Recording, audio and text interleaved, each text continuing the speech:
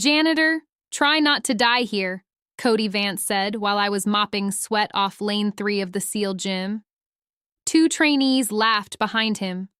Not hard, not even mean at first, just easy. The kind of laugh young men use when the room has already decided who matters. I kept the mop moving. Cody stood barefoot on the blue mat with his shirt off, tape around one wrist, donor logo shorts riding low, and that grin he wore like issued gear. 24 years old, senior trainee, the Annex's golden boy. Careful, he said. He's got a bucket. Might be tactical. The smaller trainee, Miles, snorted. The other one, Brent, looked at me and then looked away. That told me he still had some good sense left. I didn't answer Cody. I didn't look up fast either. Fast makes fools think they gave an order. I wrung the mop twice. I watched the water run gray into the bucket. Then I checked the strip of floor between lane 3 and the assault bikes. The mat still had a slick place near the white tape. Blood and sweat look different under fluorescent light. Sweat shines wide. Blood catches in one narrow mark and stays there. I had learned that before Cody's father bought his first contractor badge. I asked you something, Cody said. No, I said. No what? No dying planned tonight. Miles laughed louder. Cody stepped closer. He liked distance when he owned it. Some men do. They don't enter a room. They take up space until someone smaller moves. I was 6 feet even once. At 68, I was shorter by half an inch. My left knee worked when it felt consulted. My right hand could still close around a wrench until the tool complained. Age takes things. It does not always take the useful parts. I set the mop against the bucket and crossed to the assault bikes. 3 of them sat crooked after the trainees' interval set. Somebody had left the dampers at 10. Somebody had dragged one bike close enough to nick the turf strip. I reset all 3. Seat heights back to neutral. Handlebars wiped. Pedals turned forward. No ceremony. Behind me, Cody said, "Look at that. Grandpa knows machines." "I know neglect," I said. That one landed a little. Not enough to stop him. Just enough to make his smile tighten. The private annex sat off Silver Strand Boulevard, close enough to Naval Amphibious Base Coronado that you could hear base traffic change after 2200. Not the tourists, not the hotel crowd. Duty vehicles, gate brakes, engines low and steady. The building itself was newer than the men it tried to honor. Glass office above the mats. Locker corridor along the east wall. Donor plaques near the entrance. A memorial stripe painted down the center of the floor. Black and gold, with lane numbers printed beside it. Lane 1, Lane 2, Lane 3. Most men stepped over the stripe without looking down. That always told me something. I worked nights because the building made more sense empty. Flags folded, mats drying, fans ticking in the rafters. The place smelled of rubber, bleach, salt air, and old socks trying to win a war. Quiet work suited me better than ceremonies. Ellen used to say I could disappear in a room while standing in the middle of it. She meant it kindly, mostly. She had been gone 14 months by then. Her cedar cigar box still sat in my closet, top shelf, behind winter blankets we did not need in Coronado. She had put my discharge papers in it. Some old photographs, a folded citation packet I had never framed, one black wristband. I wore the band that night because July 8th had come around again. Some dates don't ask permission. The band was faded near the edges. Black once, gray now. It sat under my left sleeve, tight against bone. It had a small Trident mark and a mission number stamped so faint you had to know where to look. I kept tugging my cuff down. Cody noticed. Men like Cody notice weakness fast. They notice grief if it limps. "What's under there?" he said. "Nothing for you." That sounded mysterious. It wasn't. Miles leaned against a rack of kettlebells. "Maybe it's a medical bracelet." Cody smiled. For what? Falling down? I picked up the mop again and moved back to lane 3. I don't argue with noise, I said. I checked the floor. Cody made a face. What does that even mean?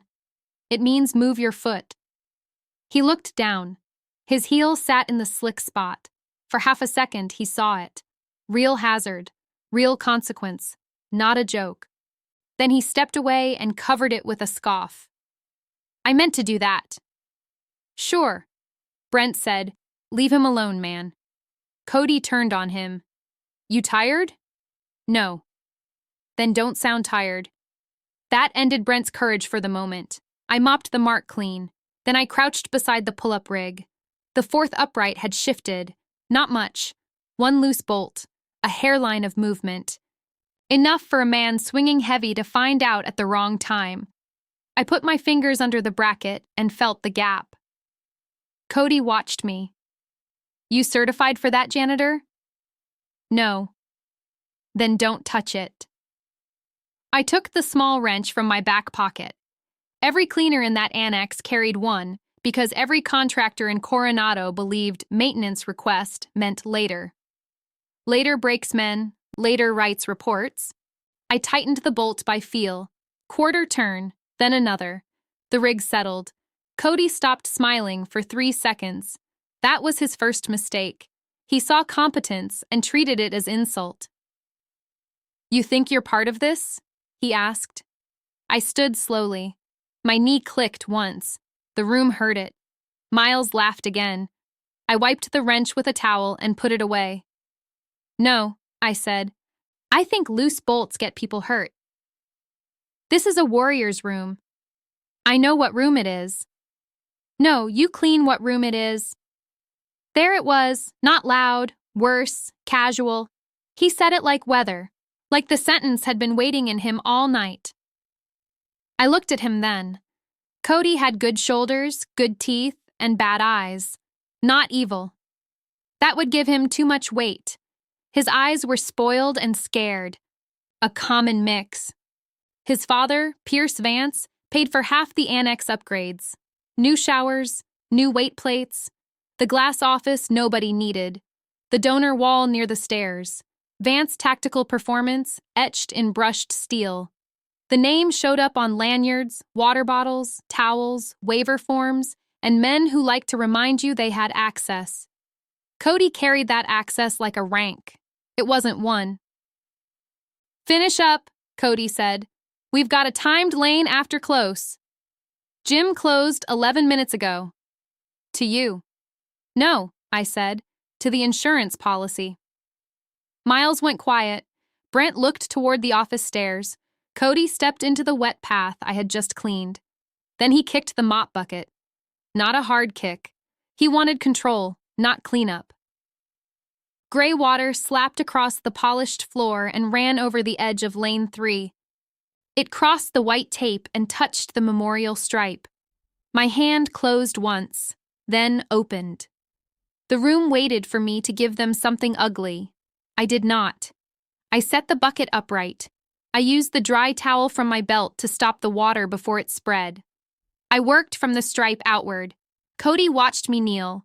That was what he wanted. Some men don't want victory. They want posture. Look at him, he said, still slow. Come on, Brent said quietly. What? He is? Miles said he might have been something once. Cody grinned. Everybody was something once. The words hit cleaner than he knew. I had been something once. Then I came home. Then I became Ellen's husband full-time. Then her driver. Then her cook. Then the man who learned which pharmacy clerk would answer kindly at 9 at night. Then I became alone. Work gives a man a shape when the house gets too quiet. So I mopped. I logged defects. I emptied trash. I checked floors. Nothing about that shamed me. Cody crouched in front of me, too close. You ever serve? He asked. I kept blotting water. Yes. He glanced back at the others. Hear that? He served. Miles said, What, Coast Guard? I said nothing. Cody leaned in. What were you, Chow hall? No. Supply? No. Don't tell me classified. I wrung the towel into the bucket. Then I won't. He laughed. That's perfect. I stood with the bucket handle in my right hand, my sleeve rode up. The band showed, just a strip of old black material, a faint stamp, a small Trident mark. Cody's eyes dropped to it. What's that? Old habit. He reached. I moved my wrist back. His face changed. Not much. Enough. He was used to people making room. He was not used to refusal, especially from a man with a mop. Don't be weird, he said. Don't grab. Or what? Or you'll still be wrong. That got Miles. He made a small sound before he caught himself. Cody heard it. Pride is a thin floor. Step wrong, and everybody hears the crack. Cody grabbed my left wrist. Not hard enough to bruise, hard enough to perform. My sleeve slid back. The band sat in the open. For one beat, nobody spoke. Then Cody barked a laugh. Oh, this is good. He turned my wrist so the others could see. Look, the janitor's got a little seal bracelet. I did not pull away. That was not submission. That was math. 3 trainees, wet floor, my left knee, a contractor gym with cameras, a donor's son hoping I would give him a story. I had dealt with louder men in smaller rooms. Let go, I said. Cody pinched the band with 2 fingers. You buy this online? No. Gift shop at the base? No. Miles stepped closer. It's got numbers. Cody squinted. Looks fake. It's old. Old fake then. He let go like my wrist bored him. The skin under the band felt cold where air touched it. I pulled my sleeve down. That should have ended it. It didn't. Cody walked to lane 3 and slapped the overhead timer button. Red numbers came alive on the wall. Run it, he said. No. Run lane 3. I'm working. You're slow. We'll give you a head start. Miles laughed, but softer now. Brent did not laugh. Cody pointed down the lane. It ran from the start mark to the rope climb, then low crawl, wall vault, dummy drag, and final sprint. Contractor version. Polished. Clean. Safer than the old courses. Still enough to punish arrogance. The plaque at the start of lane 3 was mounted knee-high. Most men missed it. Small brass plate. 4 screws. Black lettering worn from years of shoes and cleaning solution. I had wiped that plaque every night for 11 months. Cody had trained over it for 2 years. He had never read it. Come on, he said. Show us classified. No, because you can't. Because the floor is wet. That's your excuse? That's the fact. He stepped onto the lane anyway. I moved the bucket away from the memorial stripe. Cody saw me do it and smiled. Oh, that stripe matters? Yes. To who? I looked at the plaque. To men who can read. Brent coughed once, not quite a laugh. Cody's face hardened. He jogged 2 steps, then stopped over the start mark. Tell you what, he said.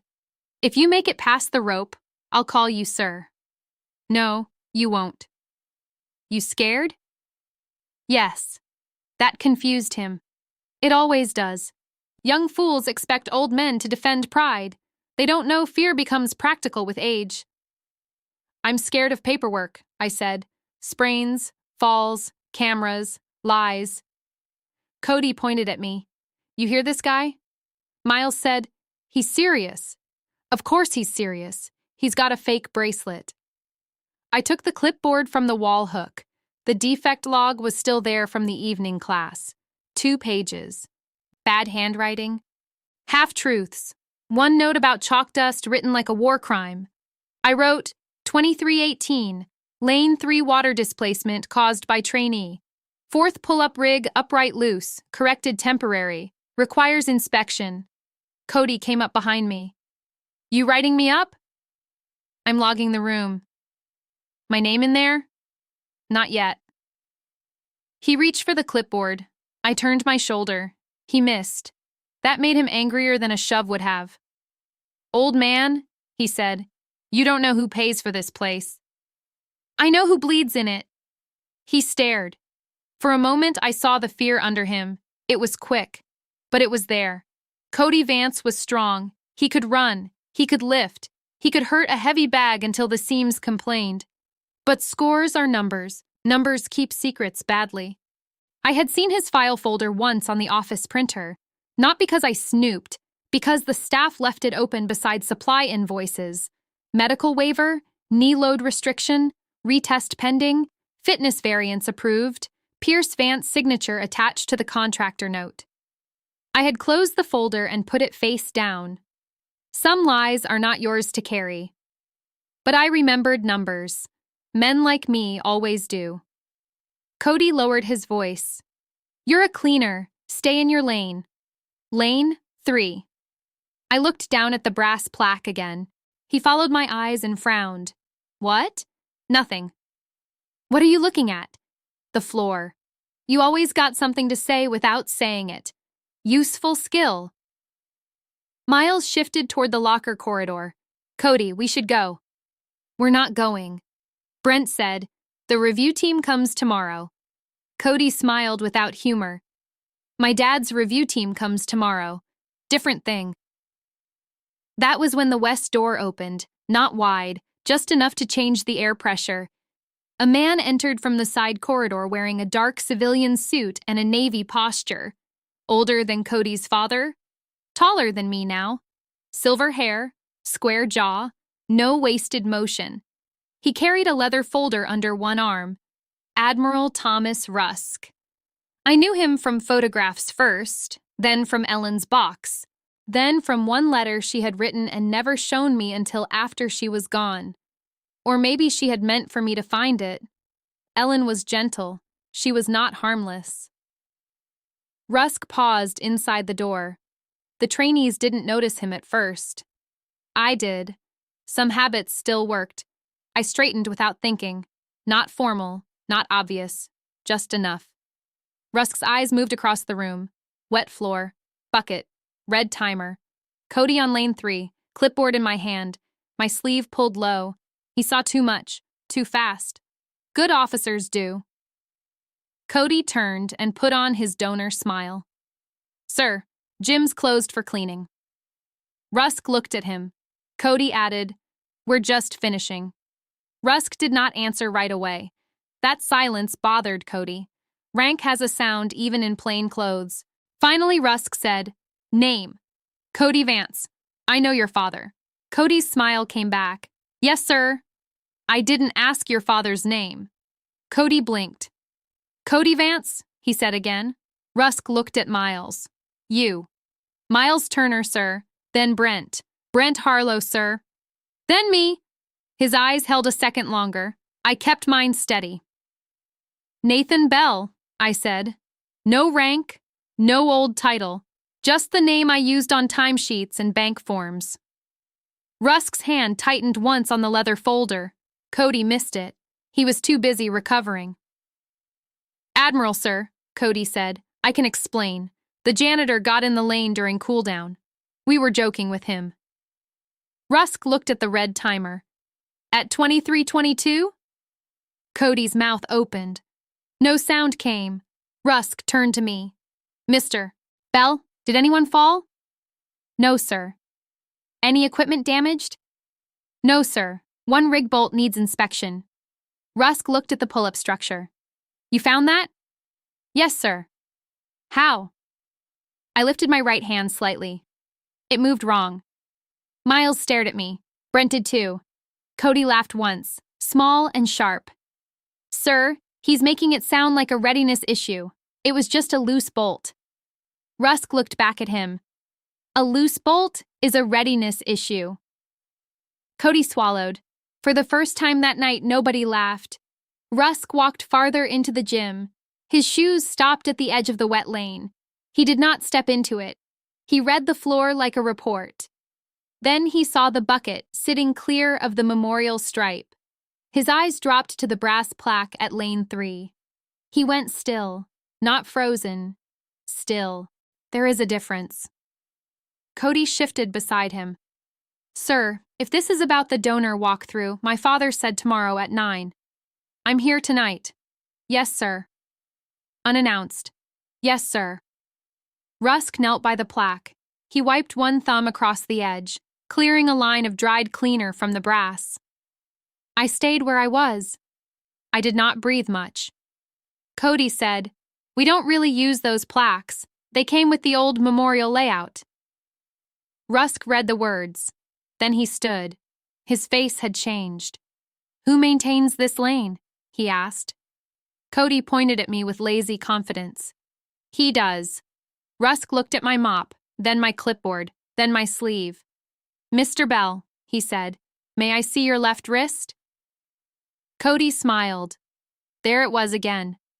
The chance to make me small in front of a better man.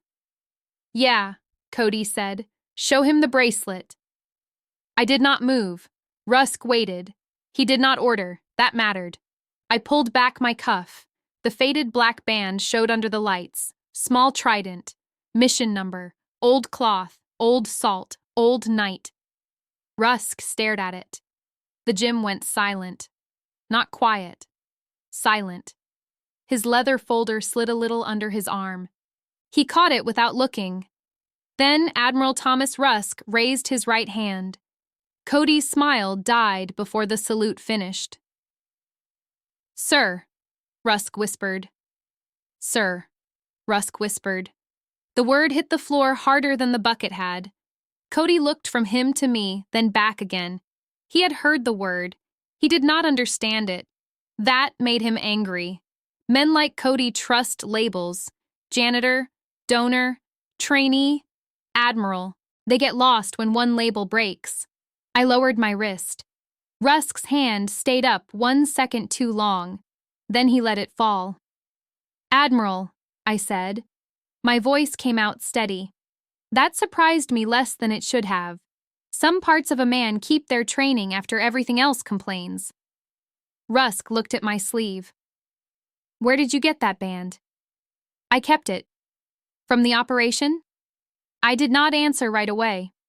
Cody laughed once, but it came out thin. "Sir, are we doing a bit?" Rusk turned his head slowly.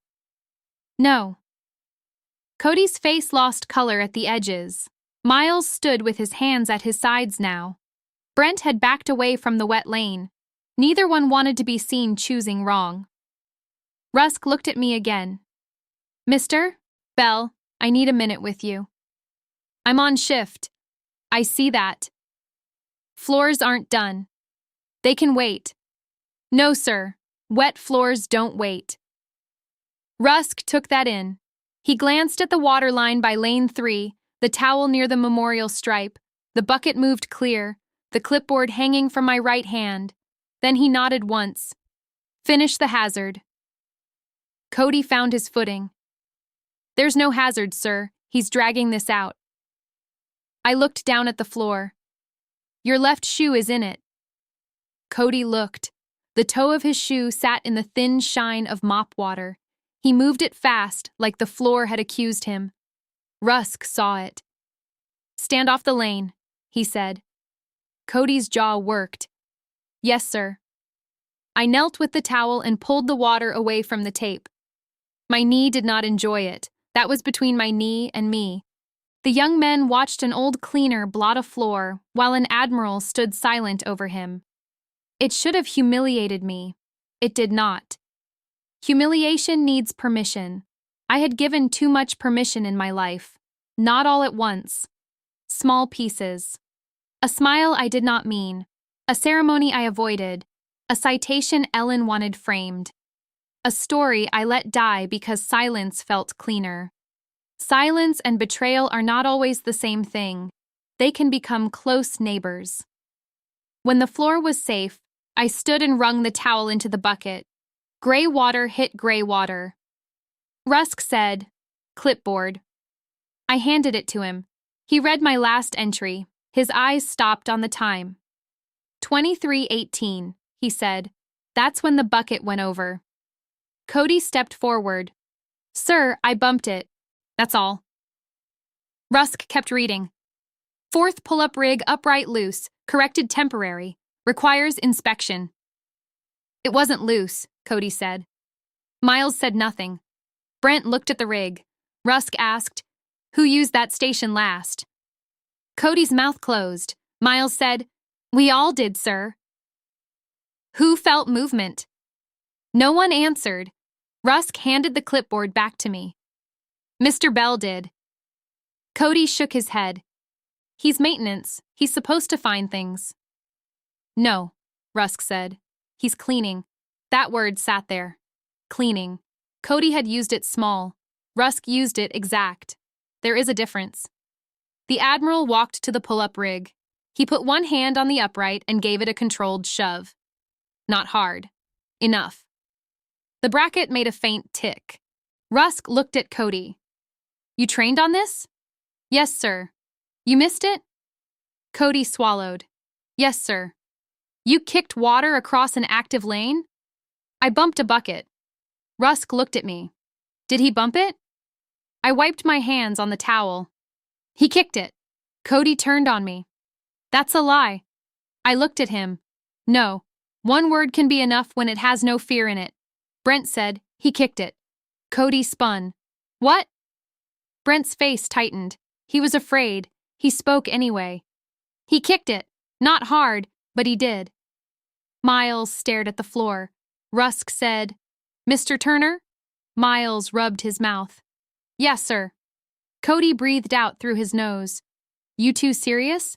Rusk stepped between them with no raised voice. That's done. Cody went still. The Admiral looked toward the glass office above the mats.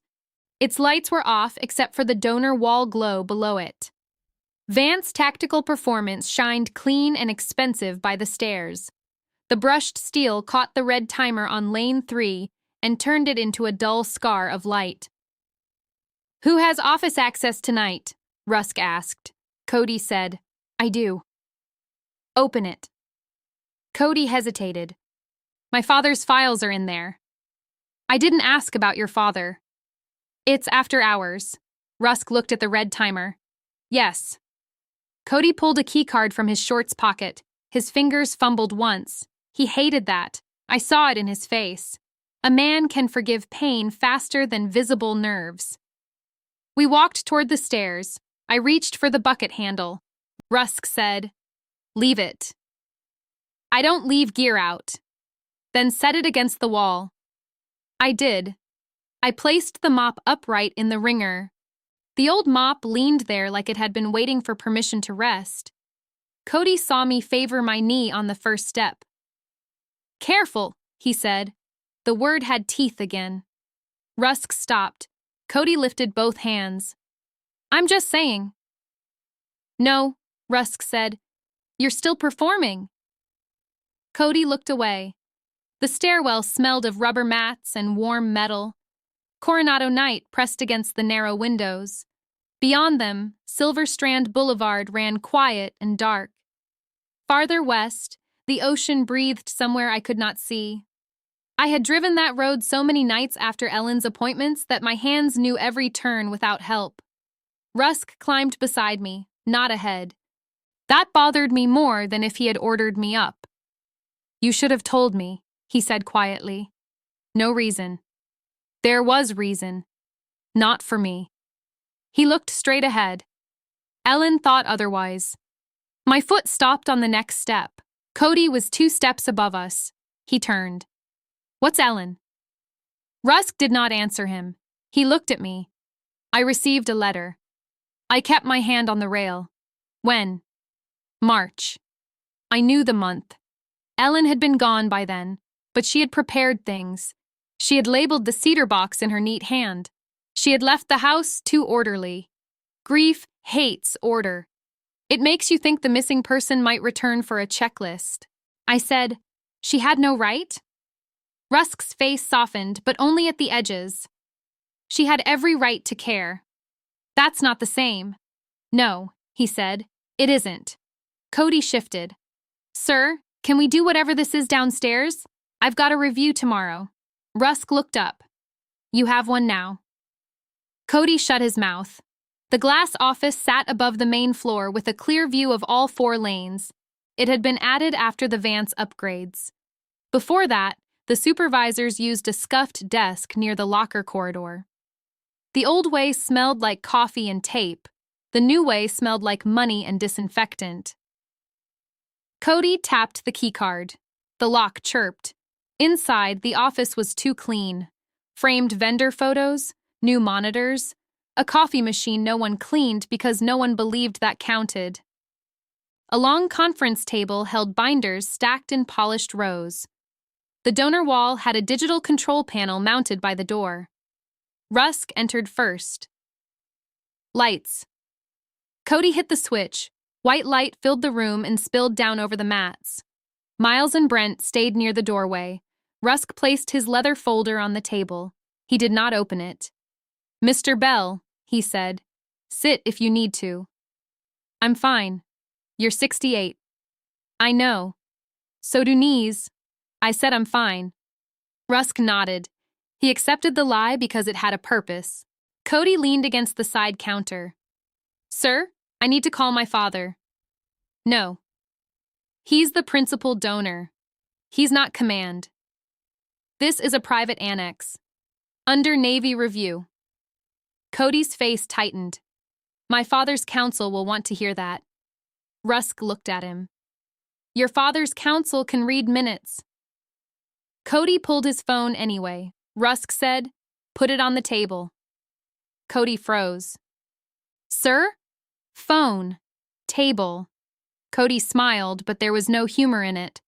"With respect, you can't confiscate my property." "I'm not confiscating it. I'm instructing you not to use it during a review interview." "This isn't an interview." Rusk opened the leather folder. "It is now." That was the first time Cody understood the night had changed shape. He set the phone on the table. Too hard. Rusk looked at Miles and Brent. "You may remain. If you speak, speak accurately." Brent nodded. Miles said, "Yes, sir." Rusk took out one page, then another. Not the old roster. Not yet. I knew old paper by sound. These were newer. Contractor forms, review sheets, facility compliance, training access logs. Cody saw them and relaxed a little. Paper, he understood. Paper could be managed. Rusk said, "The memorial wall downstairs is scheduled for revision tomorrow morning." Cody said, "Brand refresh." "No, memorial revision." "That's not my lane." Lane, again. Rusk looked through the glass toward lane 3. "It keeps coming back to that word." Cody did not answer. Rusk asked, "Who approved removal of the old brass plates?" "They aren't being removed." "Relocated? Consolidated." "Where?" Cody glanced at the binders. "In storage, I think." Rusk looked at me. "Did anyone notify cleaning staff?" "No, sir." "Did anyone notify veterans attached to the lane names?" I said nothing. Cody spoke fast. "There's no veteran list. These are legacy design elements. My father's company is modernizing the annex. The plaques make it look dated." Rusk held still. Dated. Cody heard himself then. Too late. Rusk repeated the word. Dated. The office became very small. I had no need to defend brass. Brass did not feel insulted. Names did not hear mockery. Living men did. Sometimes dead ones did too, through those still carrying them. Rusk opened a binder from the table. "Show me the revision plan." Cody said, "I don't handle that." "You had the key card. I'm senior trainee liaison." "Then liaise." Miles looked down. Brent's shoulders moved once, like he almost spoke. Rusk saw it. "Mr. Harlow." Brent looked up. "Yes, sir?" "Do you know where the revision plan is?" Brent glanced at Cody. Cody's eyes warned him. Brent looked back at Rusk. Lower drawer, left side, black folder. Cody said, "Brent." Rusk's voice cut through. "Enough." Brent stepped into the office. He opened the drawer and pulled out a black folder. His hands shook a little. He set it on the table. Rusk opened it. The top page was a rendering of the new wall. Clean lines, big logo. Smaller names, fewer names. Lane 3's brass plaque was not shown. In its place was a slogan, forged by performance. I read it once and looked away. Rusk did not. He turned the rendering toward Cody. What happened to the lane names? Cody folded his arms. Sir, it's a training facility, not a museum. Rusk asked, who wrote that line? I don't know. Who approved it? My father's office, probably. Probably. Cody's mouth tightened. I'm not staff. No, Rusk said. You're not. It landed harder than the same sentence should have. Cody's status had lived in the space between trainee and ownership. Rusk closed that space with one word. Rusk turned to the next page. There were removal dates, contractor initials, storage codes, a column marked donor visibility, another marked historical retention. Most boxes had been checked fast. Lane 3 had a red mark beside it. Pending command review. Rusk tapped it once. Why is this pending? Cody said nothing.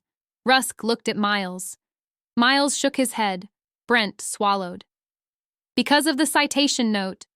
Rusk turned to him. What citation note? Brent pointed at the folder.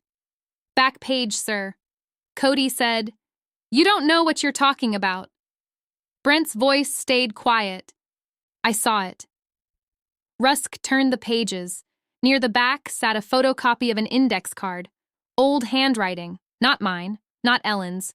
Some clerk from years ago, probably. It listed the lane, the plaque text, and a reference. NAB, Coronado Memorial Lane 3. Rescue Action. July 8th, 1987. See restricted citation packet. Restricted. That word still had weight. Rusk looked at me. You knew the plaque was at risk? No. You clean it every night. I clean what's there. Mr. Bell. I said no. He studied me, then he believed me. Cody leaned forward. Sir, that proves nothing. It says restricted. Anyone can write restricted. Rusk closed the folder. Anyone can say fake, too. Cody flinched. Rusk reached inside his suit jacket. For a second, I thought he would pull out Ellen's letter. My chest tightened. He did not. He pulled out a small notebook instead. Dark cover, old edges, Navy habit. Men retire from billets. They don't retire from writing things down. He opened it to a marked page. Mr. Bell, I'm going to ask you one question. No. I haven't asked it. You're going to ask about the band. Yes. Then no. Cody laughed under his breath. This is insane. Rusk did not look at him. Why not? I looked through the glass at the gym below. The red timer still glowed over lane 3. The bucket weighted against the wall. The memorial stripe looked clean from up here. Most things look cleaner from above. That band belonged to a knight, I said. Rusk's voice dropped. I was there. I know. I don't remember most of it. I know that too. I remember your hand. The office went silent again. Not quiet. Silent. Cody stared at Rusk now. Miles looked at me like I had stopped being old and started being something he could not measure. Brent looked hurt. Not by me.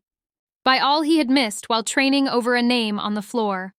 Rusk looked down at his notebook. There were 5 bands issued for that team. Black cloth, Trident stamp, mission number pressed inside the left edge. 2 came back with bodies. 1 came back in evidence. 1 is in a command archive. 1 disappeared. I felt my pulse in my wrist. Cody spoke too quickly. Or he bought one after reading that. Rusk looked up. You think he read a restricted citation packet? I think people lie. So do I. Cody's eyes flicked to the binder. That was the first crack that belonged to him alone. Rusk saw it. I saw it too. The knight had found another loose bolt. Rusk closed the notebook. Mister, Vance, are your training records in this office? Cody's face changed. My records? Yes. Why? Because you just raised the subject of lying. That has nothing to do with him. Him? Cody caught it, too late. With Mr. Bell. Rusk held his gaze. Better. Cody said, my medical file is private. Yes. My performance file is internal. Yes. So, no. Rusk leaned back from the table. Who approved your late access tonight? I did. I'm liaison. Who supervised? Cody said nothing. Rusk looked at Miles. Miles shook his head. Brent whispered, no one. Rusk asked, were you running a timed lane after closing? Cody said, cool down. The timer was active. Habit. Mr. Bell told you the floor was wet. He was in the way. Rusk's eyes went colder. In the way of what? Cody's answer came fast. Training. Rusk looked through the glass at the lanes. At 23:22 after closure, on a wet surface, under no supervisor, beside a loose rig, with a civilian cleaner present. Cody had nothing. Rusk said, that is not training. I added, it's paperwork. Brent almost smiled. He stopped himself. Rusk turned slightly toward me. You said you were scared of paperwork. Yes, sir. Still? More now. A small sound left Miles. Not a laugh, more like air returning. Cody slapped his palm on the table. Why are we talking about me? He's the one pretending to be some secret hero. Rusk looked at his hand on the table. Move it. Cody did. Rusk's voice stayed calm. I have not said what Mr. Bell is. Then say it. No. Cody blinked. Rusk continued.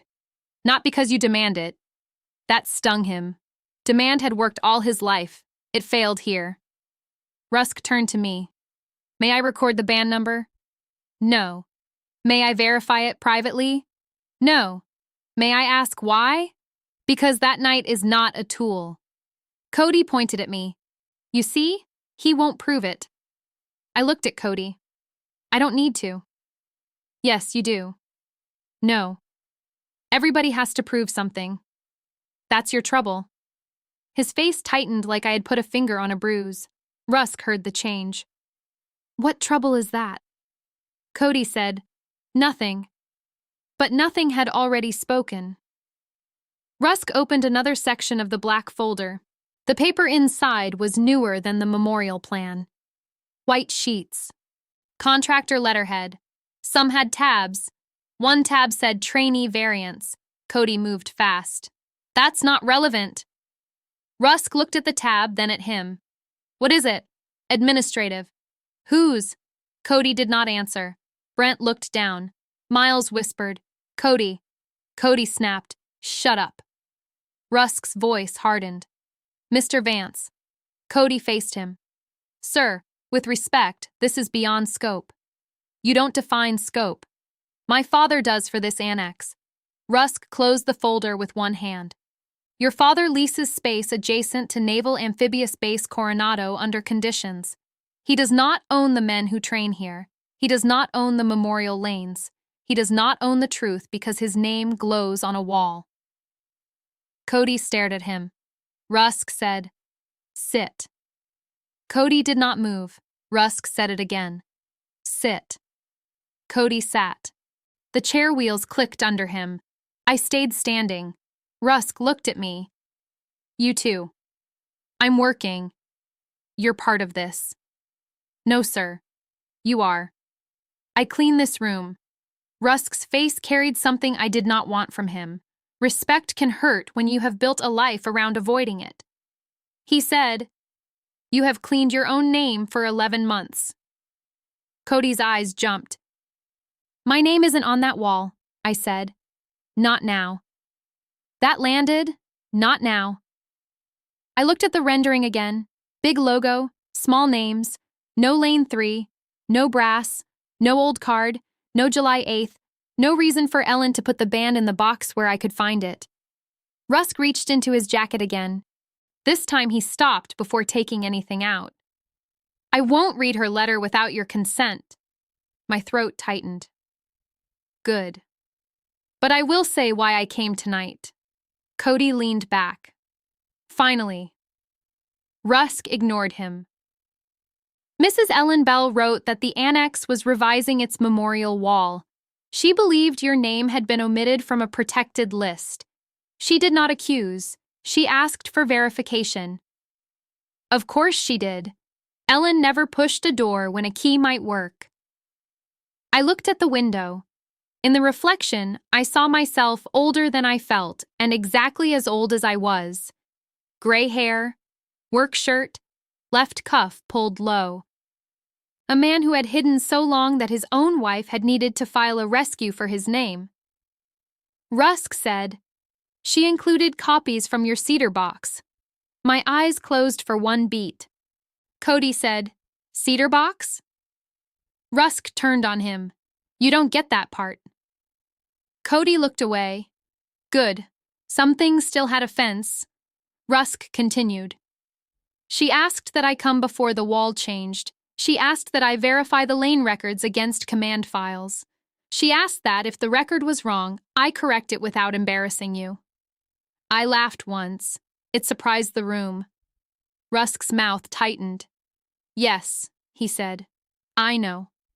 Ellen had known too. She knew embarrassment was not the problem. Being seen was. Cody stood again.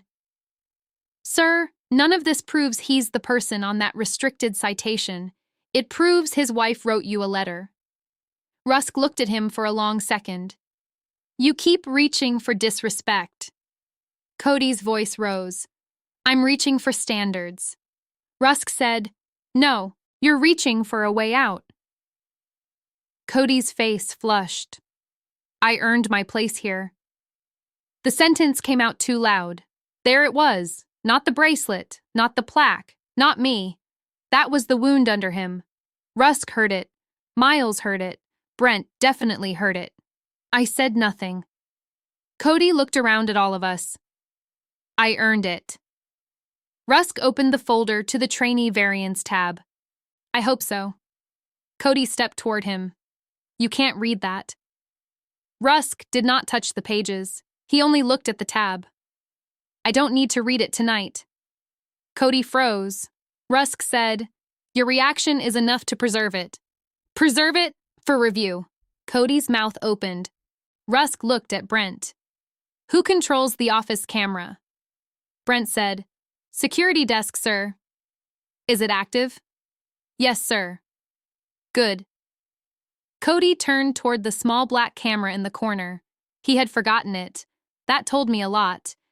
Men who rely on cameras to protect their version often forget cameras record everyone else too. Rusk said, Mr. Vance, you will not remove documents from this office. Cody's voice dropped. You're making a mistake. No, I'm catching one early. Cody looked at me then. Pure blame. It did not touch. He said, This was nothing until he made it something. I said, You kicked a bucket. That's all? No. What else? You grabbed my wrist. He looked at my sleeve. You wouldn't show it. You weren't owed it.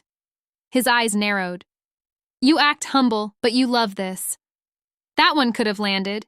It had enough truth nearby to tempt me. I did not love it. But part of me had wanted someone else to carry the weight for 10 minutes. That was not love. That was fatigue.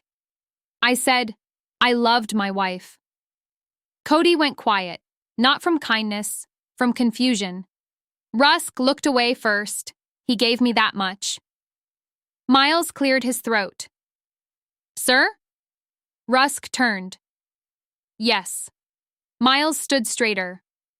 We called it fake. Rusk waited. Miles looked at me. I did. I nodded. He looked back at Rusk. That's on me, Cody scoffed. Oh, come on. Brent said. I laughed. His voice broke a little. I didn't say much, but I laughed. Rusk said, You both heard Mr. Bell warn about the floor? Yes, sir, Brent said. Miles nodded. You both watched him correct the rig? Yes, sir. Rusk looked at Cody. And you? Cody stared ahead. Rusk waited. Cody said, I saw him tighten a bolt. That is not an answer. Yes, sir, I saw it. And after that, you challenged him to run lane 3? Cody's lips pressed together. Yes. Why? No answer, Rusk asked again. Why? Cody looked through the glass at the gym. Because he looked at me like I didn't belong. I almost smiled. Not because it was funny, because it was backwards. I looked at the floor, I said. Cody turned. No. You looked through me. I've seen men get hurt trying to outrun shame. He stared at me. The sentence had found him. He hated that too. Rusk closed the folder and laid his palm on it. Mr. Vance, your access is suspended for tonight. Cody stood. You can't do that. I just did. My father will call. I expect him to. I'll call him now. No. Cody reached for his phone. Rusk's voice cut in. Leave it. Cody's hand hovered above the table. For a second, I thought he might ignore him. He had the body for confidence and the fear for stupidity. Bad mix. Then he withdrew his hand. Rusk said, Mr. Turner, Mr. Harlow, escort Mr. Vance to the locker corridor. He may collect personal effects. No office access, no lane access. Then you return here. Cody laughed. They're not security. No, they're witnesses. Miles looked at Brent. Brent moved first.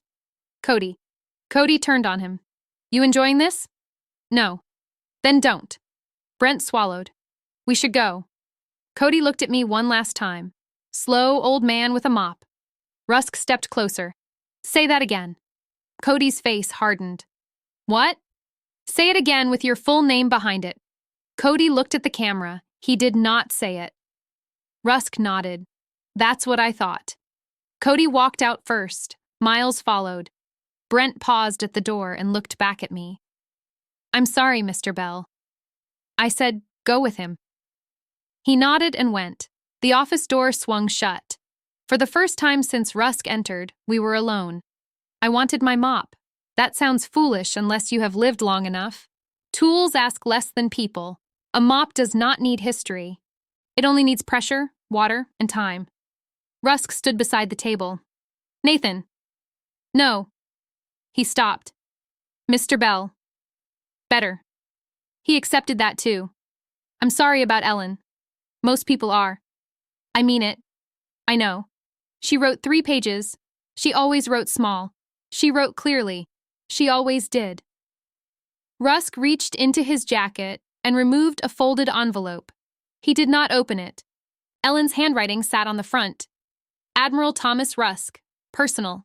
The letters were small and even. I looked at it for 1 second too long. Put it away. He did. Thank you, I said. He nodded. I won't force this. You already started. Yes. That honesty helped. Not much. Enough. He looked toward the gym. The wall changes tomorrow at 9. So stop it. I will. Without me. I can stop the removal without you. I cannot restore the record without verification. You have command files. I have part of them. Use those. I will. He paused. But the band is primary physical corroboration. I looked at him. You sound like a report. I'm trying not to sound like the man you pulled out of a bad night. There it is. Yes. I walked to the window and looked down at lane 3. From above, the brass plaque was just a dull rectangle. Men had stepped over it all night. I had wiped around it, then across it, then around it again. That had been my ceremony. Private, stubborn, small. Rusk came beside me, leaving space. I was a lieutenant commander in 1987, he said. I know. Naval Special Warfare Development Group had the roster sealed. I know. The public citation was shortened. I know. Your name was replaced with team leader. I asked for that. I know that too. Then honor it. Your wife asked me not to. I turned on him. She is gone.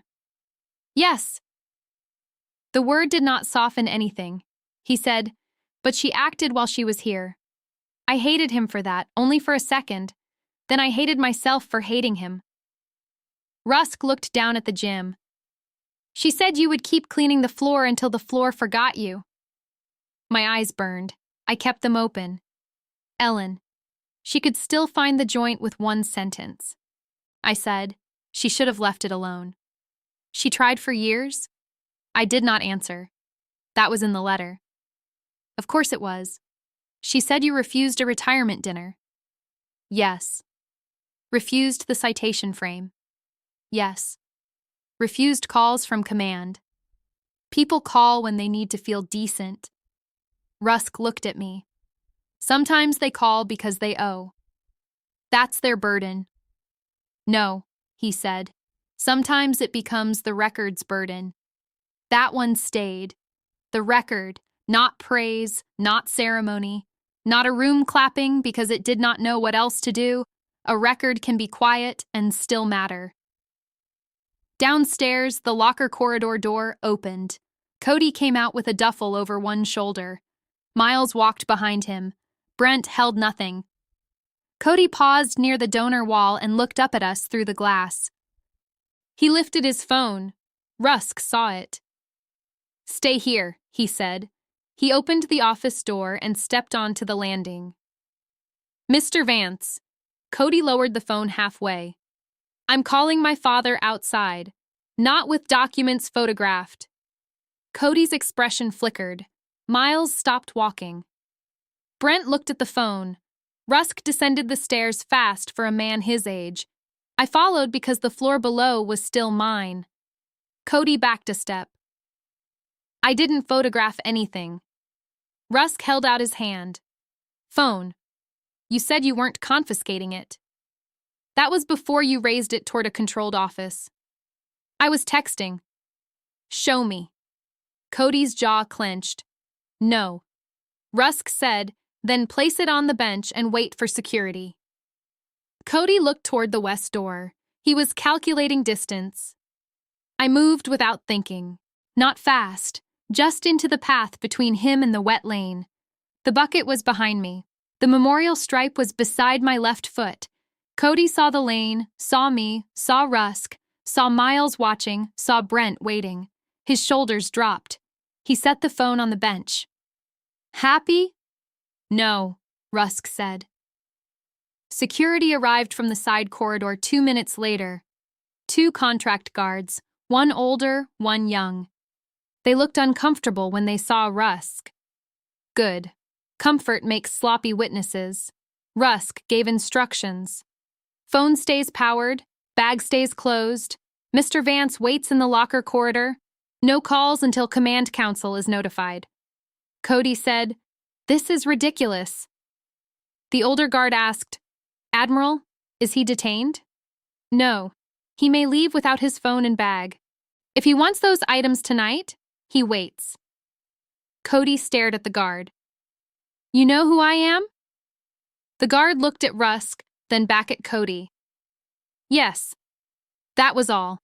Cody sat on the bench, not because he agreed, because the room had stopped bending. Rusk looked at Miles and Brent. "Return to the office." They went. I picked up the mop.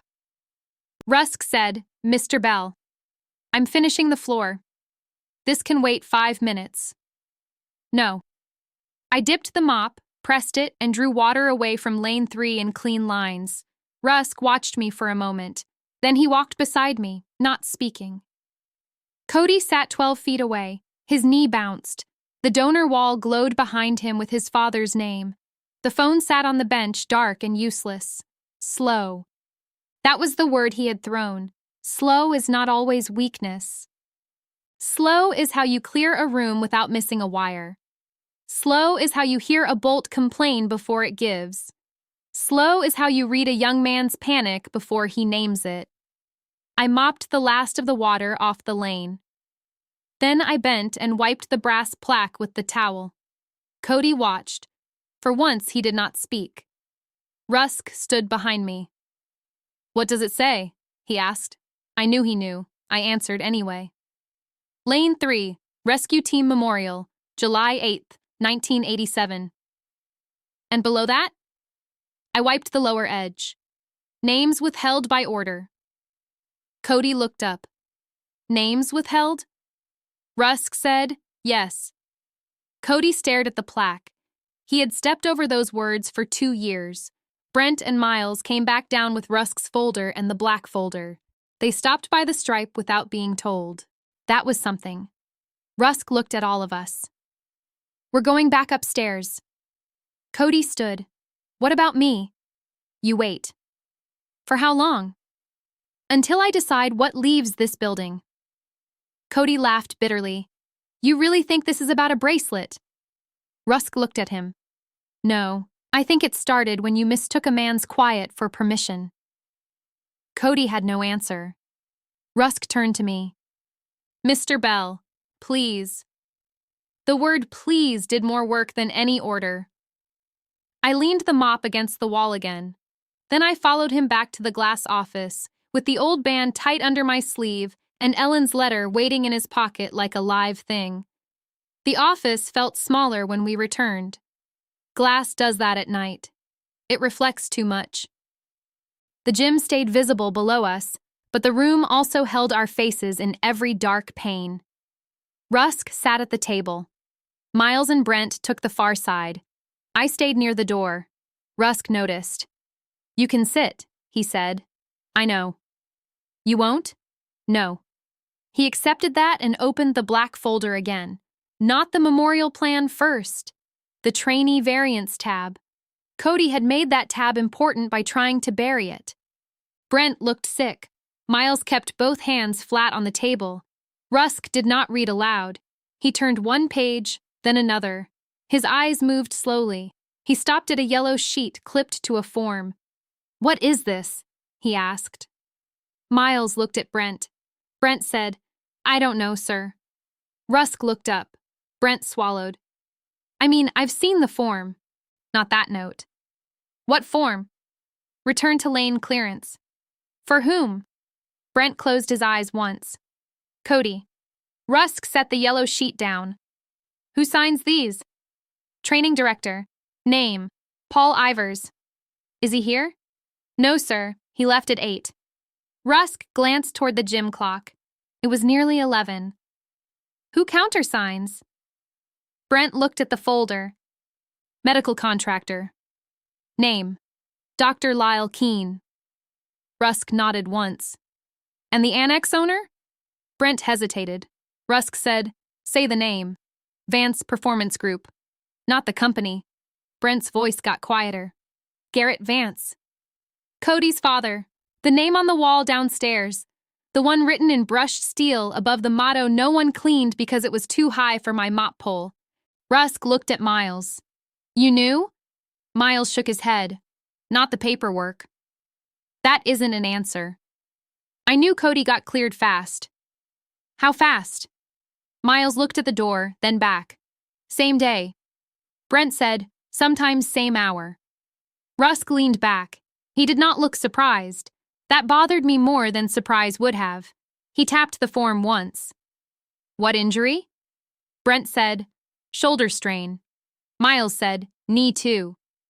Rusk looked at him. Miles corrected himself. Earlier, before this one. Rusk turned another page. The paper made a small sound. Too clean. New paper always sounds guilty in an old room. I said, he limps after rope work. Everyone looked at me. I had not meant to say it, but the floor had taught me more than their reports had. Rusk said, how long? Since April. Miles stared. You saw that? I mop under the ropes. Brent said, April was the evaluation block. Rusk's face settled. Which evaluation? Miles answered this time. BUD/S prep contract evaluation. Donor showcase week. Who observed? Some command visitors, private board, Mr. Vance. Garrett Vance? Yes, sir. Rusk looked down at the form again. And Cody failed anything? No one answered. That answer filled the room. Rusk said, "Mr. Turner." Miles sat straighter. "Yes, sir." Did he fail? Miles wiped his mouth with his hand. He missed the swim standard. Brent added, "And the rope climb." Miles looked at him. Brent did not stop. He got a retest. Rusk asked, "Approved by whom?" Brent looked at the page. Ivers. "Documented?" "Not in the normal sheet." Rusk closed that folder halfway. The door opened below. Cody's voice came from the gym. "I'm done waiting." Rusk stood. Miles stood too. Rusk held up one hand. "Stay." He walked to the glass and looked down. Cody had left the locker corridor. The older guard stood in front of him, not touching him. The young guard had one hand raised, asking him to back up. Cody's duffel sat on the bench, still closed. His phone was still dark. Cody looked up at the office. "You reading my medical file now?" Rusk opened the office door. "You were told to wait," he said. Cody laughed once. "For what? So you can build a story?" "No," Rusk said, "so you stop adding to it." Cody pointed up at the glass. "That's protected. You know that." Rusk said, "You waived some protection when you entered it into a readiness packet. My father's counsel will love that. Then he can read the packet too." Cody's face changed at that. Not anger first. Fear, small, quick, real. Then anger returned and covered it. "You think he's going to let you do this?" Cody said. Rusk descended 3 steps. "Mr. Vance, you're out of the lane area. I'm standing on a gym floor. You were restricted to the locker corridor." Cody looked past him at me. "He gets to walk around?" I said, "I work here." "You hide here." Rusk stopped on the stairs. Cody kept going. "That's what this is. Old man hides in a mop shirt, waits for someone to disrespect him, then plays the hero." Miles said behind me, "Cody, stop." Cody looked up. "You stop. You folded fast." Brent came to the doorway. "We told the truth." "No," Cody said. "You bought his story." Rusk reached the floor. He stood 10 feet from Cody. "What story?" he asked. Cody pointed toward lane 3. "That he belongs there." Rusk did not answer right away. That silence made Cody talk more. "He's not staff command," Cody said. "He's a cleaner. He had a trinket. Maybe it's real, maybe it isn't. None of that changes training standards." Rusk said, "You're right." Cody blinked. Rusk continued, "Training standards stand on their own." Cody nodded too fast. "Exactly. So we'll review yours."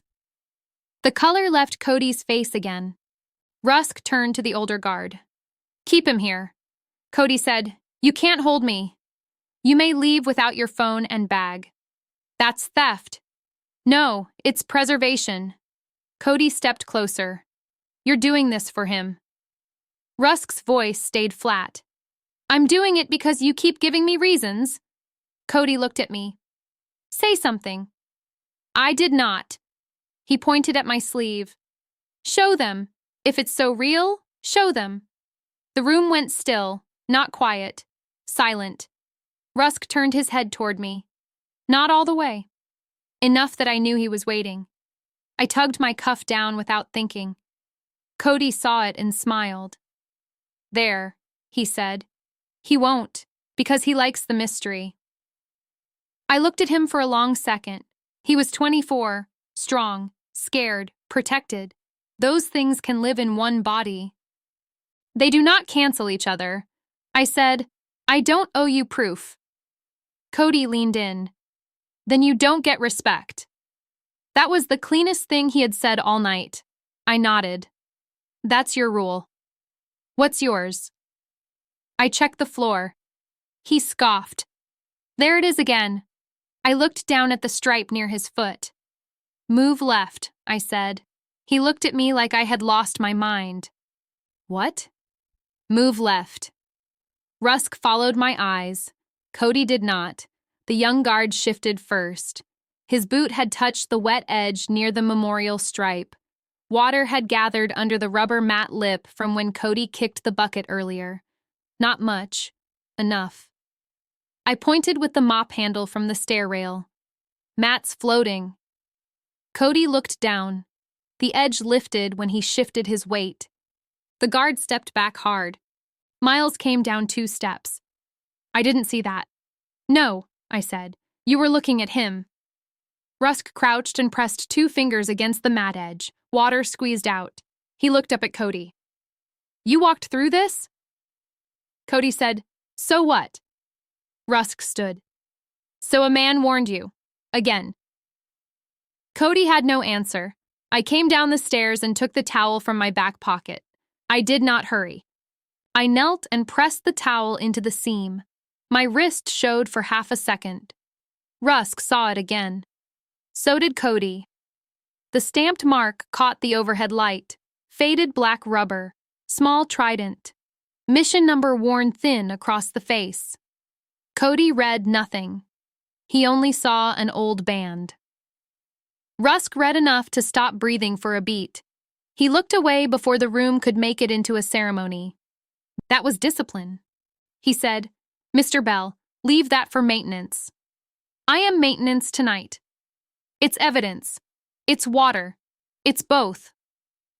I kept the towel pressed until the mat stopped moving.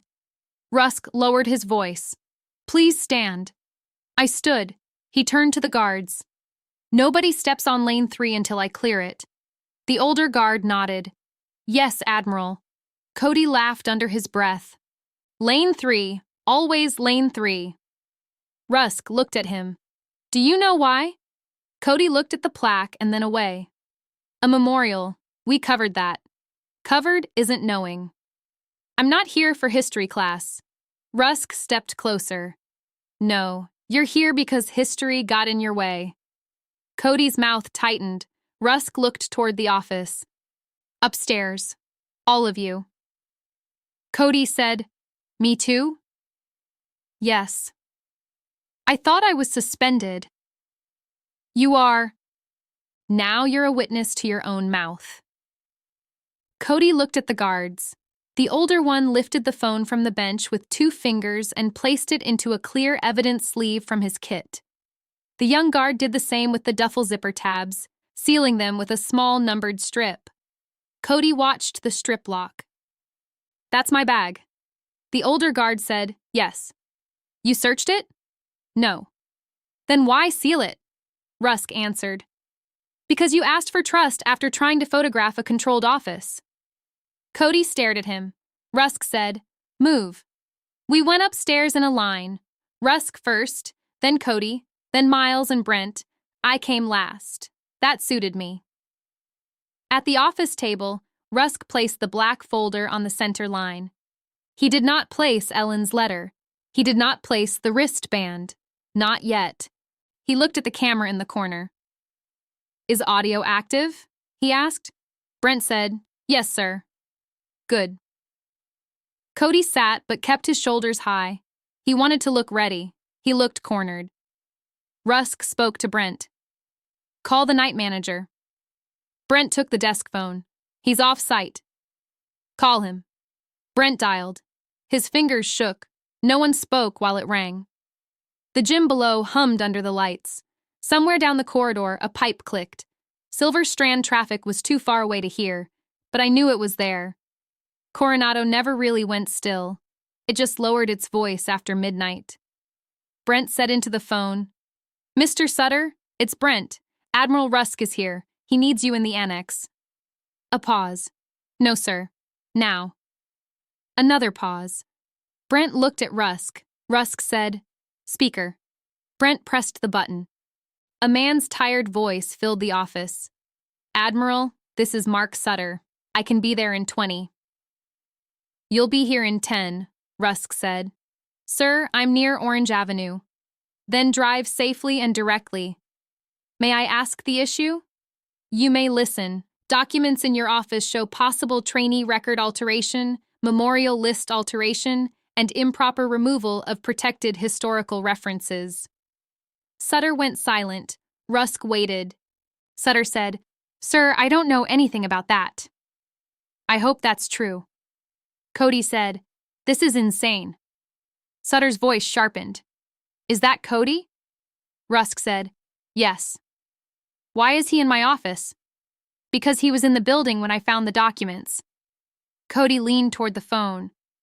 "Mark, call my dad." Rusk said, "Do not." Sutter breathed into the line. "Cody, don't talk." Cody snapped, "Don't tell me what to do." Sutter said, "Then listen for once." That landed harder than Rusk's orders had. Cody's jaw shifted. Rusk said, "Mr. Sutter, who ordered tomorrow's wall change?" Sutter hesitated.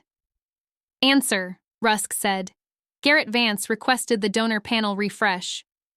I asked who ordered it. I approved the vendor access. Who removed the withheld name notation? I didn't remove it." Rusk opened the memorial plan and turned it toward the phone as if the man could see through sound. "It is removed in this draft." Sutter said, "There were several drafts." "Who sent this one?" "I need to see the header." Rusk looked at Brent. "Read it." Brent leaned over. "From C. Vance, forwarded by G. Vance assistant, final wall package, Lane Annex donor integration." Cody closed his eyes. Rusk said, "Mr. Vance sent the draft?" Cody opened his eyes. "I copied a file." Rusk said, "Speak clearly."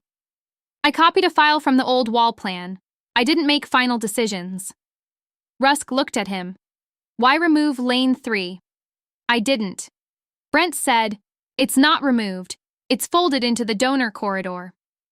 Cody turned on him. "Shut up." Rusk said, "Let him finish." Brent's face was pale, but he continued. "The new plan moves the plaque under the stairs. I looked through the glass. Under the stairs. That was where old cones sat. That was where broken fan cages waited for repair. That was where men tossed towels when they missed the bin and did not care." Rusk's voice became very quiet. "Under the stairs." Cody said, "It's still displayed." I felt something in my chest go cold, not rage. Rage burns. This was cleaner. Rusk looked at me. I did not speak. Ellen had seen it coming, not just the missing name, the relocation, the shrinking, the little burial done with clean fonts and donor language.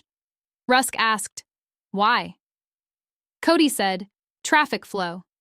Miles looked at him. "That's not true." Cody turned. "You don't know." Miles said, "I heard you talk about it." Cody froze. Rusk said, "When?" Miles kept his eyes on the table. 2 weeks ago, after pool work." "With whom?" "His father." Cody said, "Careful." Miles looked up. He was afraid. He told the truth anyway. Garrett said the old rescue plaque confused visitors. Cody said nobody read it. The room held that. Nobody read it. That was worse than insult. Insult has heat. That sentence had disposal in it. Rusk asked, "What did Garrett Vance say?" Miles rubbed his thumb against his palm. "He said anonymous sacrifice doesn't sell confidence." Brent whispered, "Jesus." Cody stood. "He was talking branding." Rusk looked at him. "Sit down." "No, you're twisting everything." Sitting is not optional. Cody stayed up. Rusk did not raise his voice. "Mr. Vance?" Cody sat. Rusk turned back to the speakerphone. "Mr. Sutter, are you still there?" "Yes, sir." "You heard that?" "Yes." "Bring your access log, vendor authorization, and wall approval chain." "I don't have all that at home." "Then bring your keys." Sutter said, "I'm leaving now." The call ended. Rusk placed the receiver down. Cody stared at Miles. "You're dead to me," he said. Miles flinched. Rusk's palm hit the table once, not hard. "Enough." "No." Cody looked at him. Rusk said, "You don't use that word in this room." Cody glanced at me, and for once he looked almost embarrassed. Almost. Brent leaned back. His hands were clenched under the table. Rusk said, "Mr. Harlow." "Yes, sir." "Why didn't you report the mat issue earlier?" Brent looked confused. "Tonight?" "No, the lane drainage." Brent rubbed his forehead. "It's been bad for months." I said, "Since they moved the bikes." Rusk looked at me. I nodded toward the gym. Assault bikes used to sit near the east wall. They moved them for donor photos. Rear legs nicked the floor channel. Brent stared at me again. "You knew that too?" I sweep there. Rusk asked, "Was a work order filed?" Brent nodded. "Twice." "Who closed it?" Brent turned pages in his head. "Ivers marked it cosmetic." I said, "It wasn't." "No," Rusk said, "it wasn't." Cody muttered, "So now the janitor's an engineer." I said, "No." He looked at me. "I'm the man who told you to move." That shut him up. Rusk opened his leather folder, not the black one. This folder was older, darker. It had been cared for. I knew care when I saw it. Edges burnished by hands. Corners still square because someone respected what was inside. My pulse changed. Rusk placed it in front of him but kept it closed. "This stays closed for now," he said. Cody smirked. "Convenient." Rusk ignored him. He looked at me. "Mr. Bell, I need one answer." "No." "You haven't heard the question." "I know the question." "Then answer it." "No." Miles looked between us. Brent did not move. Rusk said, "You still wear it." My left hand tightened. Cody leaned forward. Rusk continued, "That is your choice. I won't take it. You won't get it." "I didn't ask for it." "Good." "I am asking whether I may read the number from where it sits." The air changed. That was a smaller ask. Not the band off my wrist. Not the room handling it. Not Cody smirking over it like a trophy. Just the number. Ellen's cedar box came into my mind. The smell of old paper. Her small handwriting. Her quiet anger after the diagnosis, though she never used anger as a weapon. She had told me once that records were not vanity. I told her records were for men who needed to win arguments after the fact. She said, "Then leave one for me." I had not answered her. Now Rusk waited. Cody said, "This is theater." I looked at him. No. My voice sounded older than I wanted. "This is marriage." Cody looked away. I pulled my cuff back 2 inches. No more. The black band sat against my wrist. Faded. Cracked near the edge. The small Trident stamp was worn but visible. The mission number was almost gone. Almost. Rusk did not touch me. He leaned in and read it under his breath first. Then he looked at his old folder. He opened it. Cody tried to see. Rusk angled it away. "Read it out," Cody said. Rusk did not. He traced one line with his finger, then stopped. The file had done its work. Not all of it. Enough. His face changed in a way Cody could not understand. It was not shock. He had already known. It was confirmation, and confirmation can hit harder than surprise. Rusk closed the folder. Cody laughed. "That's it?" Rusk looked at him. "For now." "That proves nothing." "It proves enough to secure the room." "Secure the room?" Cody said. Rusk turned to Brent. "Lock the gym doors. No one leaves except security until Mr. Sutter arrives." Brent stood. Cody slapped the table. "You're not doing that." Brent stopped. Rusk said, "Continue." Brent went. Cody stared at Rusk. "This is illegal." Rusk said, "You may leave. Your sealed property stays." "So you keep saying, because you keep pretending not to hear." Miles said quietly, "Cody, sit still." Cody turned on him again. "You're enjoying this." Miles shook his head. "I'm not. You always wanted my lane." "No. You did." Miles looked at Rusk, then at me. He seemed ashamed before he spoke. I wanted your protection. That sentence hit Cody hard. Miles continued. Everybody knew you could mouth off and stay. I thought if I stayed close, I'd stay too. Cody stared at him. Brent returned from the stairs. Doors are locked. Guards are posted. Rusk nodded. Miles kept going, now that the first truth had opened. I laughed because you laughed, he said to Cody. I called the band fake because you did. I didn't even know what it was. Cody said, weak. Miles nodded. Yeah. No one rescued him from that word. He had earned it and he knew it. Rusk looked at Brent. And you? Brent's voice was rough. I wanted the recommendation. From Cody? From his father. Cody gave a bitter smile. At least he's honest. Brent looked at him. No, I wasn't. That's the point. Rusk sat back down. I pulled my cuff back over the band. The room had not detonated. It had only cracked. You could feel the pressure behind every document on that table. Rusk said, Mr. Vance, your father's name is on the wall. Your name is in this packet, Mr. Bell's name is missing from both places where it should matter. Cody said, You don't know that. Rusk tapped the closed old folder once. I know more than you think. Then say it. Not for your benefit. Cody leaned back. Then for whose? Rusk looked through the glass at lane 3. For the record. The word record stayed in the office. Brent looked at the old folder. Miles looked at the black one. Cody looked at me, but there was less contempt now, more calculation. He was trying to find the weak board. Men like him always do. They step until something gives. He found Ellen. So the wife wrote you? He said. Rusk's head turned. Cody saw it and pressed. That's what started this. A widow letter. I stood still. Cody's voice lowered. Maybe she wanted something cleaned up before she died. People do that. They make myths. Rusk stood so fast his chair rolled back. Miles said, Cody. Brent whispered, Don't. Cody kept his eyes on me. I'm just saying. Rusk came around the table. No, you're not. I raised my hand a little. Rusk stopped.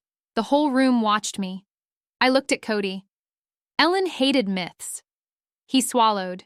She kept receipts, I said. No one smiled. Rusk's face changed again. He understood before Cody did. He reached into his breast pocket and touched the envelope, but he did not remove it. Cody noticed.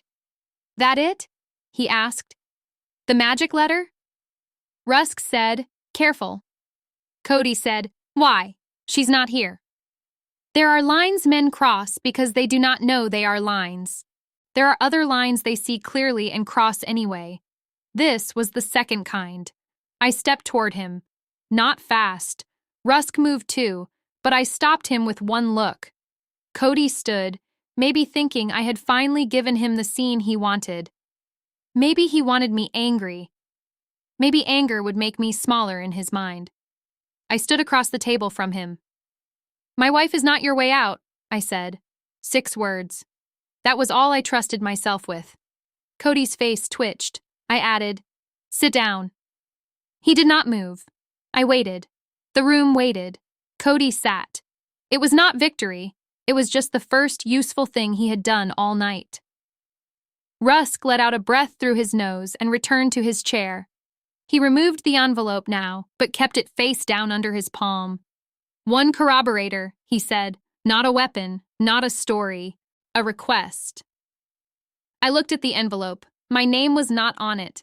Still, I felt it. Rusk said, I won't read it tonight unless you permit it. Cody said, Of course. Rusk looked at him. You're testing the last inch of my patience. Cody shut his mouth. A vehicle door closed outside, then another. Footsteps came through the lower entrance, quick, uneven. A man in a windbreaker crossed the gym below with a key ring in his fist. Mark Sutter was shorter than I expected, middle-aged, gray at the temples. He had the look of a man who had spent years saying yes to men he did not respect. That leaves marks. He came up the stairs and saw the room through the glass before he opened the door. His eyes landed on Cody first, then Rusk, then me. He knew me, not as Nathan Bell, as the night cleaner who signed supply forms and never complained unless a floor could hurt someone. He entered slowly. "Admiral," he said. "Mr. Sutter." Sutter placed a binder and a laptop bag on the side table. "I brought what I had." Rusk pointed to the chair beside Brent. "Sit." Sutter sat. Cody leaned toward him. "Mark." Sutter did not look at him. "Don't." Cody's mouth tightened. Rusk said, "Access log." Sutter opened the binder. "Vendor entry for tomorrow's installation. Scheduled 900. Wall crew from Pacific Display Systems. Badge access approved through front. Cancel it." Sutter looked up. "Sir, that contract is already paid." Rusk said nothing. Sutter corrected himself. "I'll cancel it. Now." Sutter took out his phone. Cody said, "My father has to approve that." Rusk said, "No." Sutter dialed. "This is Mark Sutter at the Coronado Annex. Cancel tomorrow's install. Yes, cancel, no crew access." He listened, because I said cancel it. He looked at Rusk. Rusk said, "Put it on speaker." Sutter pressed speaker. A woman's voice came through. "Mr. Sutter, the change order came from Vance Performance Group. We need written release from them." Rusk leaned closer. "This is Admiral Thomas Rusk. You do not enter this annex tomorrow. If your crew appears at 900, base security will turn them around." The woman went quiet. Then she said, "Understood, Admiral. Send confirmation." "Yes, sir." Sutter ended the call. Rusk said, "Approval chain." Sutter opened the laptop and turned it toward Rusk. "I printed the key pages. Show me the change order." Sutter found it with too much speed. He knew where it lived. Rusk read. Cody stared at the wall. Rusk said, "Read the subject line." Sutter looked down. Memorial Modernization and Donor Confidence Alignment. Brent made a small sound. Rusk said, "Read the note." Sutter hesitated. "Read it." Sutter's throat moved. "Remove anonymous rescue references from primary sightline. Retain in historical archive placement. Elevate Vance donor mission statement at North Wall." Rusk said, "Who wrote it?" Sutter looked at Cody. Cody said, "I didn't write that." Rusk asked, "Who wrote it?" Sutter said, "Garrett Vance's assistant sent it." "That is not my question." Sutter exhaled. "Garrett dictated it in a call." Cody said, "You don't know that." Sutter looked at him then. "I was on the call, Cody." Cody leaned back. There it was, a second rung, not the whole fall, enough to make the next step unavoidable. Rusk said, "Why did you approve it?" Sutter looked at me, then he looked away. "Because Garrett funds the annex expansion." Try again. Sutter closed the laptop halfway. "Because he said the renewal depended on it." "What renewal?" "The readiness support contract." Rusk nodded once. "And Cody's file?" Sutter went still. Cody said, "Don't." Rusk looked at Sutter. "Answer." Sutter's voice got low. "I was told his waivers were handled." "By whom?" "Garrett."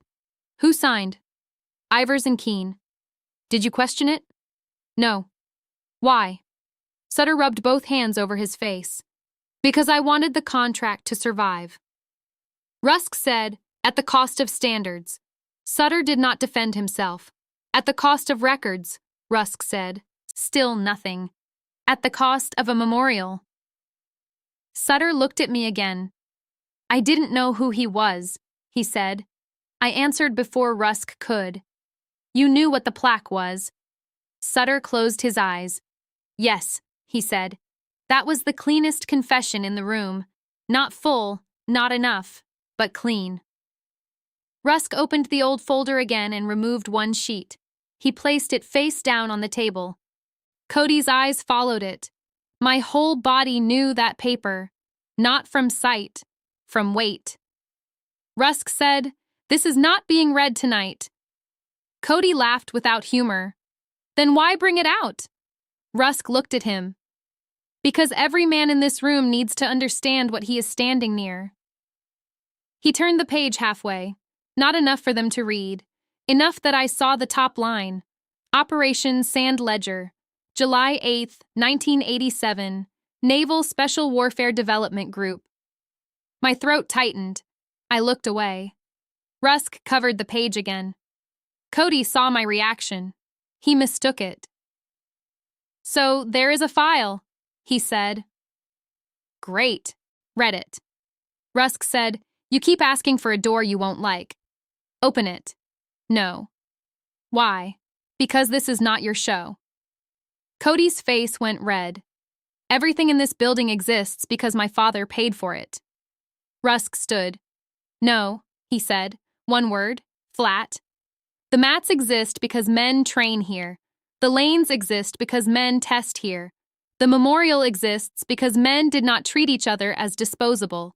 Your father paid for steel letters and glass panels." Cody stared at him.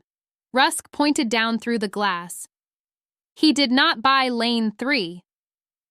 No one spoke. Rusk lowered his hand. "And he did not buy Mr. Bell." My skin went cold again. I did not want the room looking at me. They looked anyway. Sutter whispered, "Bell?" Rusk turned. "You don't know his name?" Sutter's face showed the answer before he said it. "I know Nathan." Rusk's voice hardened. "His name is Nathan Bell." Sutter looked at me. The old folder stayed closed. The envelope stayed under Rusk's palm. The band stayed under my sleeve. Still, the false bottom had opened. Not for Cody. Not yet. For everyone else. Sutter said, "Mr. Bell, I'm sorry." I said, "Don't spend that yet." He nodded like he understood. Maybe he did. Russ gathered the memorial plan, the change order, and the trainee variance sheets into one stack. He placed his old folder beside them but kept it separate. "Here is what happens now," he said. "The install is stopped. The room is preserved. The lane stays closed. Command Council gets these records before sunrise." Cody said, "And me?" Rusk looked at him. "You remain available." "That's not an answer. It's the only one you've earned." Cody stood again, slower this time. "I'm calling my father." Rusk said, "From Mr. Sutter's office phone, on speaker, with me present." Cody blinked. He had wanted the call. Now he did not. Sutter looked at Rusk. "Sir?" Rusk said, "If Garrett Vance wants to discuss his wall, his contract, and his son's file, we can begin with witnesses." Cody's confidence cracked in public. Not gone. Cracked. He looked at the sealed phone downstairs. He looked at Miles, Brent, Sutter, me. Then he sat back down. "No," he said. Rusk nodded. "That is also an answer." I looked through the glass at Lane 3. The towel still lay along the mat edge where I had left it. The plaque sat clear under the lights. Names withheld by order. For the first time in years, those words looked less like a hiding place and more like a question. Rusk slid Ellen's envelope toward me, stopping it halfway across the table. "You don't have to open it," he said. I looked at her handwriting. Small, even, certain. Cody watched like the envelope might explode. Maybe it would. Just not tonight. I placed my hand on it, but I did not pick it up. Rusk understood. Below us, the older guard stepped across the gym and stood beside Lane 3. He did not step on it. He stood beside it. That small choice mattered more than he knew. Sutter's laptop chimed. He turned it around. "Confirmation," he said. "Install canceled." Rusk read it. "Print it." Sutter stood. Printers in the supply alcove. I'll go, Brent said. Rusk handed him the laptop. Brent paused by the door and looked at me. Mr. Bell? Yes. I'll avoid the lane. I nodded. He went downstairs with the laptop tucked against his chest. Cody stared at the table. Miles stared at his own hands. Sutter looked smaller in the chair. Rusk stayed standing, and I kept my palm on Ellen's letter, feeling the paper warm under my hand, while the old band held tight at my wrist, and the night finally stopped pretending it was only about a mop. The printer started downstairs with a low mechanical hum. It was an ordinary sound. Paper feeding, plastic rollers turning. Tonight it sounded louder because no one had anything left to hide behind. Cody rubbed his thumb across the edge of the table. He did it hard enough to whiten the skin. Miles watched him without helping. Sutter sat with both hands flat on his knees, as if that would keep him from shaking. Rusk kept his eyes on the glass. I kept my hand on Ellen's envelope. You learn after enough years that some paper weighs more sealed. Once opened, it has to become part of the room. Sealed, it can still be a promise. Rusk said, Mr. Sutter. Yes, Admiral. Who has access to the memorial database? Sutter took a breath. Me. 2 admin staff. Garrett Vance's liaison had edit review access. Edit review? Sutter swallowed. Suggested edits. Rusk looked at him. Don't dress it up. Sutter nodded. Draft authority. Cody said, That's normal. Rusk did not look at him. No, it isn't. It's a donor wall. It became a donor wall when you forgot what it was. Cody's jaw moved. No words came out. Rusk turned back to Sutter. Was Lane 3's file altered? Sutter hesitated. That small pause did more harm than any sentence. Rusk said, Answer. I don't know. Do you know where the archived text is? Yes. Bring it up. Sutter opened the laptop again, then seemed to remember Brent had taken it. He stood halfway, then sat back down. Brent has it, he said. Rusk stepped to the glass and looked down. Mr. Carson. Brent looked up from the supply alcove. Sir? Bring the laptop back with the printout. Yes, sir. Cody gave a small laugh. This is getting stupid. Rusk turned. Cody held up both hands. What? It is. We're chasing wall copy now. Rusk said, You wanted everything said out loud. I wanted proof. You wanted noise. That word landed close to me. Noise. I had spent most of my life sorting noise from danger. They are not the same thing. Brent came back into the office with 3 sheets in one hand and the laptop under his arm. He gave both to Sutter, then stood near the door. He did not sit until Rusk pointed to the chair. Sutter opened the archive page. The screen lit his face pale from below. Rusk said, Read the current Lane 3 entry. Sutter stared at it. Admiral, maybe counsel should be here. Rusk's voice dropped. Read. Sutter nodded once.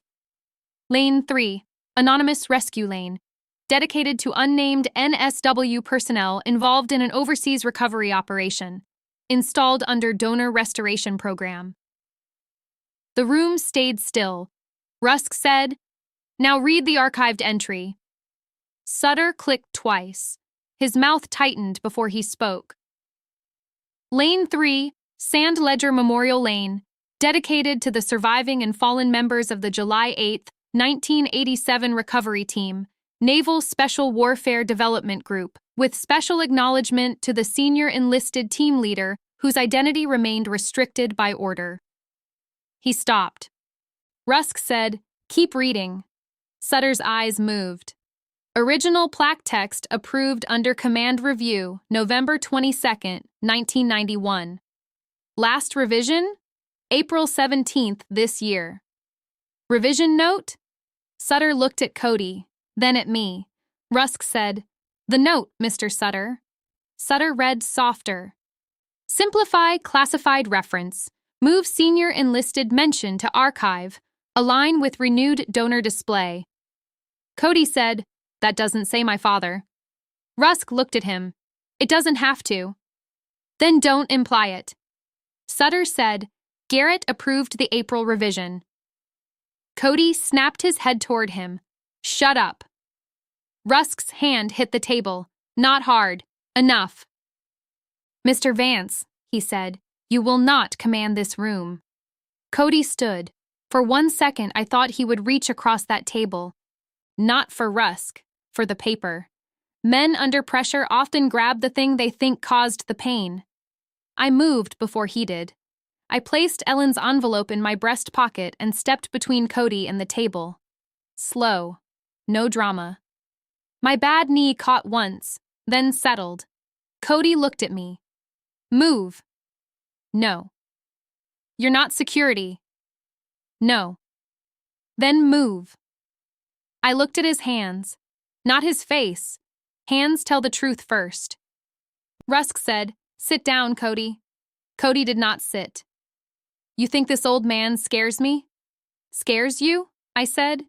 He heard his own word come back empty. I said, "No." His fingers opened and closed. "Then what?" "I think you're cornered." That was the first cruel thing I had said to him. It was also true. Miles rose halfway from his chair. "Cody, don't." Cody turned on him. "You don't get to talk." Miles sat back down, but he did not look away. Rusk said, "Mr. Bell, step back." I did not. He said it again, softer. "Nathan."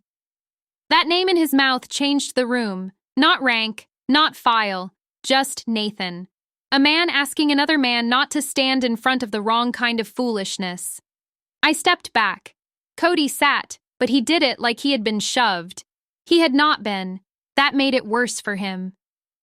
Rusk looked at Brent. "Call the lower guard up."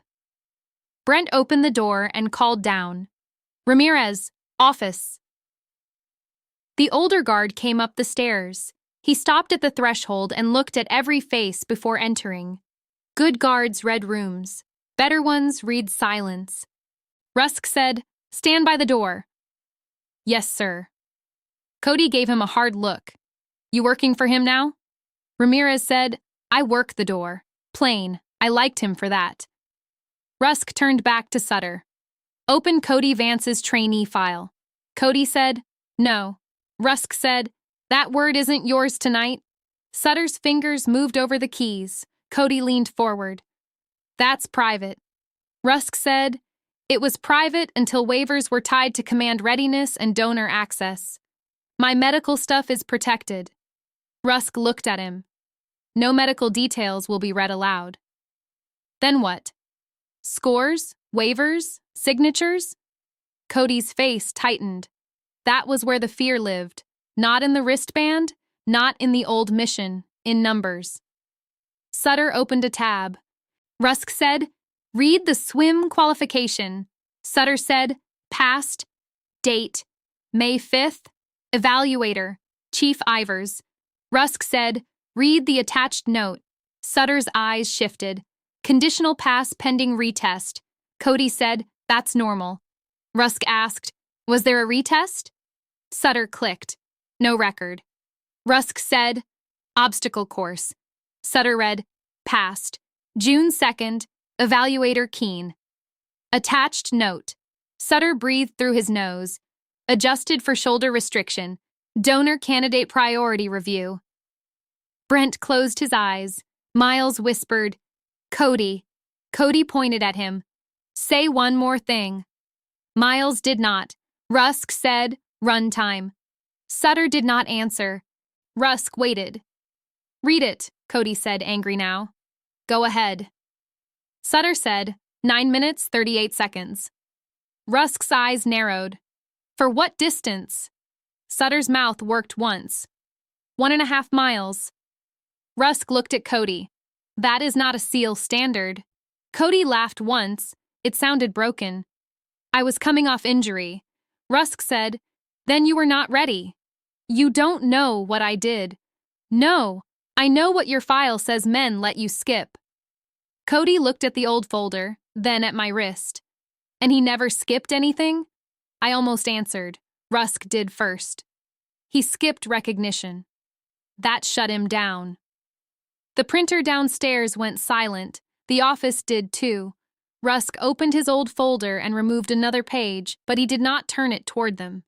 He read it quietly to himself. His lips moved on one line. I knew that line before he spoke. Master Chief Petty Officer Nathan Bell, he said.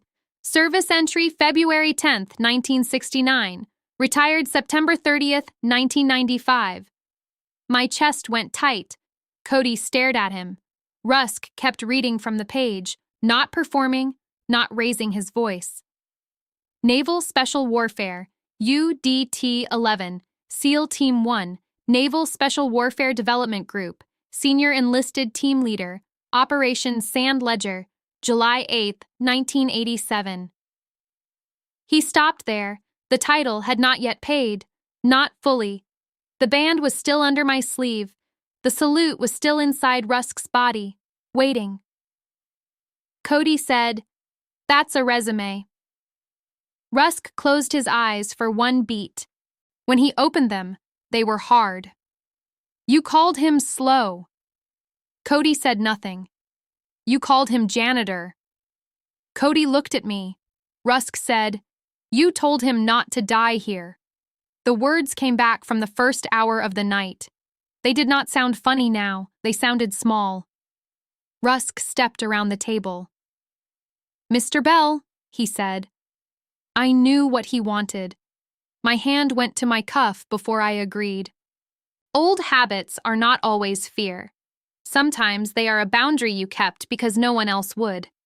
Rusk did not reach for me. May I ask one last thing? I looked at him. He said, Place the band beside the roster. The room seemed to shrink. Sutter's eyes dropped to my wrist. Miles sat forward. Brent held his breath. Ramirez kept his place by the door. Cody stared like he could stop the past by refusing to blink. I thought of Ellen's cedar box on our bedroom shelf. I thought of her fingers smoothing that cracked black band after she found it in my sock drawer. I had told her to put it away.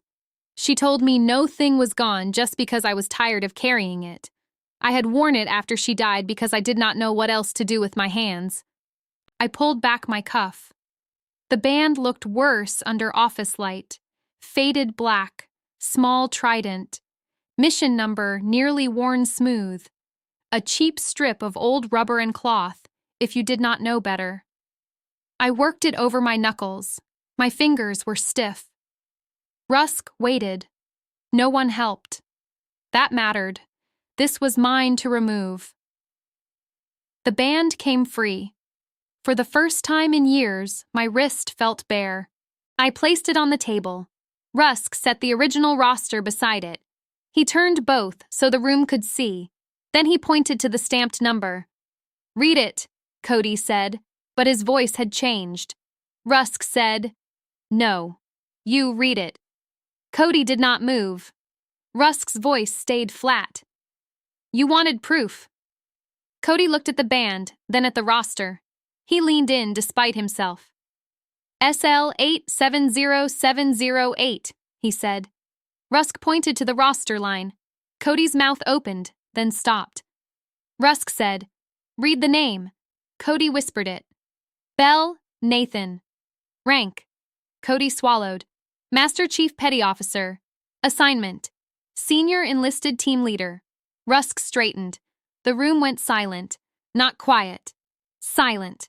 Rusk turned from Cody to me, his shoulders squared. His right hand rose clean to the brim of his cover. He saluted me. A United States Admiral saluted a night cleaner in a glass office above a training floor in Coronado, with mop water cooling on lane 3 below us. Then he said the line that took the room away from Cody. Master Chief Petty Officer Nathan Bell, try not to die here was never yours to hear from him. Cody lowered his eyes. Rusk held the salute. I had been saluted before. I had returned salutes on docks, on flight decks, in rain, in rooms where every man was too tired to speak. But this one cost me more than all of those because Ellen was not there to see it. My hand rose, slow, steady. I returned it. At ease, Admiral, I said. Rusk lowered his hand. So did I. No one clapped. Thank God for that. Clapping would have made it cheap. Miles stood first. Not tall, not proud, just up. Brent followed him. Sutter stayed seated, but his head bowed. Ramirez remained by the door, but his chin lifted a little, as if he had been given the right to witness something he would remember. Cody stayed in his chair. Rusk picked up the old roster and placed it back in the folder. He left the band on the table. Now, he said, we are done pretending this is wall copy. Sutter said, yes, sir. Rusk looked at him. Print the archive entry. Print every revision. Preserve the admin logs. I will. Tonight. Yes, sir. Rusk turned to Brent. You and Miles will write statements before you leave. Brent nodded. Yes, sir. Miles said, I will. Rusk looked at Cody. You will write one too. Cody's mouth tightened. About what? About what you saw. What you said. What you knew. I didn't know who he was. Rusk said, start there, then keep going. Cody looked at me. For once, I could not read him. Anger was there. Shame, too. Fear sat under both. He said, did you want this? No. You could have said something earlier. I did. When? Every time I kept working. He flinched. Not much. Enough.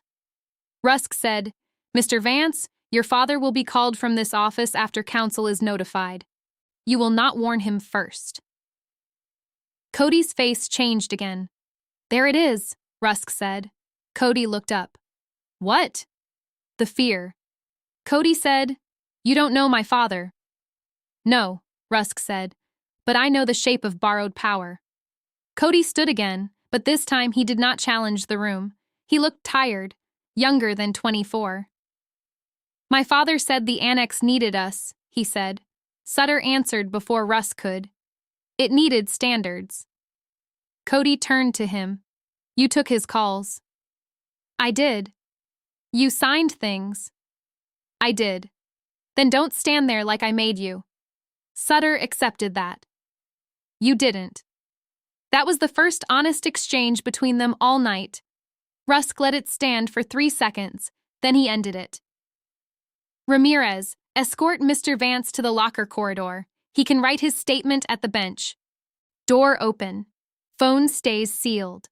Ramirez nodded. With me. Cody looked at Rusk. Am I being detained? No, Rusk said. You're being watched. Cody almost smiled. It failed.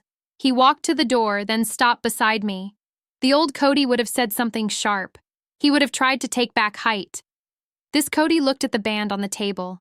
Master Chief, he said. It was not an apology. It was the first correct thing he had called me. I nodded once. He left with Ramirez. When the door closed, the room felt less crowded, but not lighter. Consequences heavy even when the loudest man leaves. Sutter stood and gathered the laptop. Rusk said, where are the admin logs stored? Local server and cloud backup. Who can delete them? Sutter looked sick. Me. Then you won't touch them alone. Sutter nodded. Understood. Rusk turned to Brent. Go with him. Print and export. Miles stays here. Brent got up. Yes, sir. At the door, Brent paused. Mr. Bell, he said. I looked at him. I meant what I said before. Then write it clean. He nodded. I will. He followed Sutter downstairs. Miles remained by the far chair, his hands clasped in front of him. He had the look of a man waiting for punishment he had already started giving himself. Rusk said, sit, Miles. Miles sat. Rusk looked at me. Do you want the letter back? I touched my breast pocket. It's where it should be. He nodded. Miles said, Sir? Rusk turned. What? Miles looked at me instead. Can I ask him something?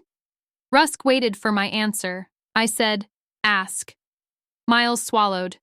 Why did you keep working here? That question was not cruel, it was young. I looked through the glass at the gym. The mats were half dry now. Lane 3 carried a dull shine under the overhead lights. The towel still marked the edge. My bucket sat where I had left it, outside the memorial stripe. Quiet work suited me, I said. Miles waited. I added, and floors tell the truth. He frowned a little. Floors? Who trains hard, who cuts corners, who bleeds and wipes it wrong, who leaves weight where another man can trip? Miles looked down at his hands.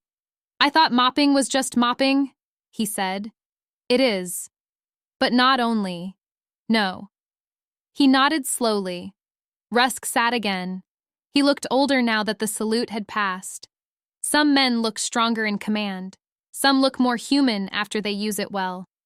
He said, Nathan, Ellen asked me for one thing. I did not answer. She asked me to look before the wall changed. I looked at the envelope in my pocket. She didn't ask for ceremony, he said. She didn't ask me to drag you into light. She said if the record was going to be moved, someone who knew better should stand in the room. That sounds like her. It does. She always did hate sloppy work. Rusk smiled once. It passed quickly. Miles said, Did she know about the lane? Yes, I said. Did she ever come here? Once. The answer surprised even me. I had not planned to say it. Rusk watched me, but did not push. I kept my eyes on lane 3. Years ago, I said, before the new glass, before the donor wall. She stood down there and read every word. Then she told me the plaque was too vague. Rusk said, she was right. She usually was. Miles asked, what did you say? I said vague was the point. And she? She said hiding and humility aren't twins. No one answered that. Downstairs, the printer started again. Rusk reached for the black band. He did not pick it up. This goes with you, he said. I looked at it. For years, I had worn it hidden. Under cuffs, under gloves. Under the daily clothes of a man no one had reason to inspect. Tonight, it had done what Ellen wanted. It had stood up when I would not. I took it from the table. I almost put it back on. Then I stopped.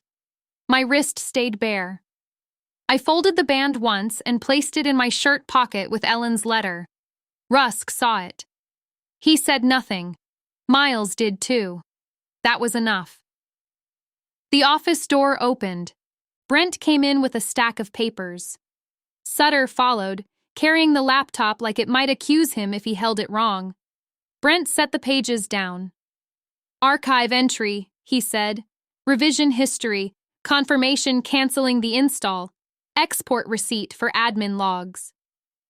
Rusk reviewed the first page, then the second. He pointed at one line. Who is Kay? Dolan? Sutter said. Garrett's liaison. Contact information?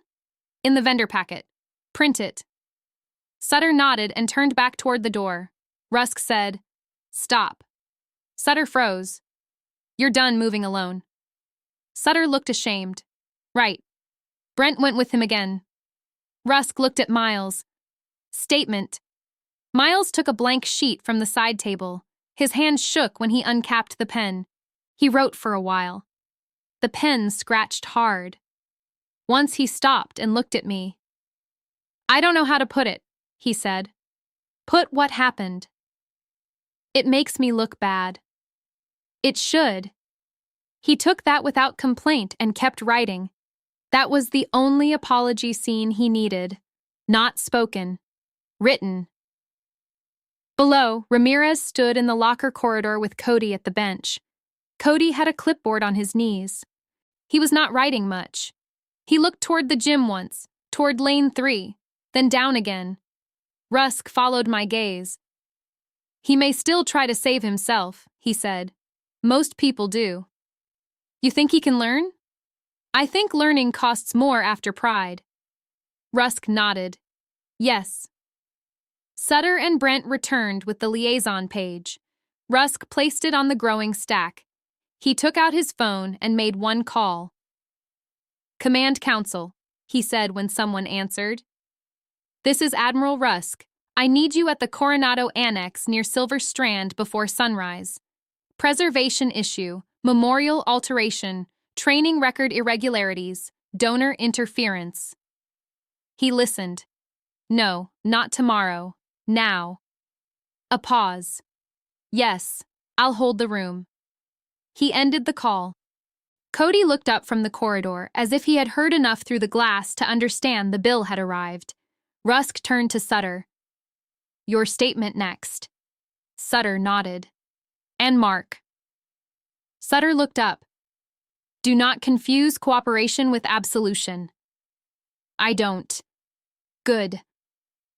Sutter sat and began writing. The minutes passed with paper, pen marks, and the dry smell of old rubber mats below. No one made speeches. No one fixed what had been broken. They only began the part that comes after a lie loses privacy. At last, Russ gathered the first signed statements and clipped them to the printouts. He looked at me. You don't have to stay. I almost laughed. Not because it was funny. I still have a floor to finish. Rusk's face tightened. Nathan, I know what happened. You don't owe this place a clean floor tonight. No, I said. I owe myself my own habits. He accepted that. I went downstairs. Every step felt louder than it was. Ramirez watched from the corridor. Cody watched from the bench. His clipboard rested on his knees now, one page filled halfway. I took the mop from the bucket and wrung it out. Cody said, Master Chief? I looked over. Ramirez shifted but did not speak. Cody stood. I wrote what I said. Good. And what I knew. Better. He looked at the floor between us. My father will say I was pressured. Were you? Cody's face worked. Some. That isn't an answer. No, he said. Not enough. I nodded. He said, I don't know what happens to me. No. Do you care? I leaned the mop against the bucket. I care what happens to the next man beside you. That hit him harder than anger would have. He looked toward lane 3. I shouldn't have said that line. No. I was trying to be funny. You were trying to be bigger. He took it, barely. Yes, he said. I picked the mop back up. Ramirez said, bench.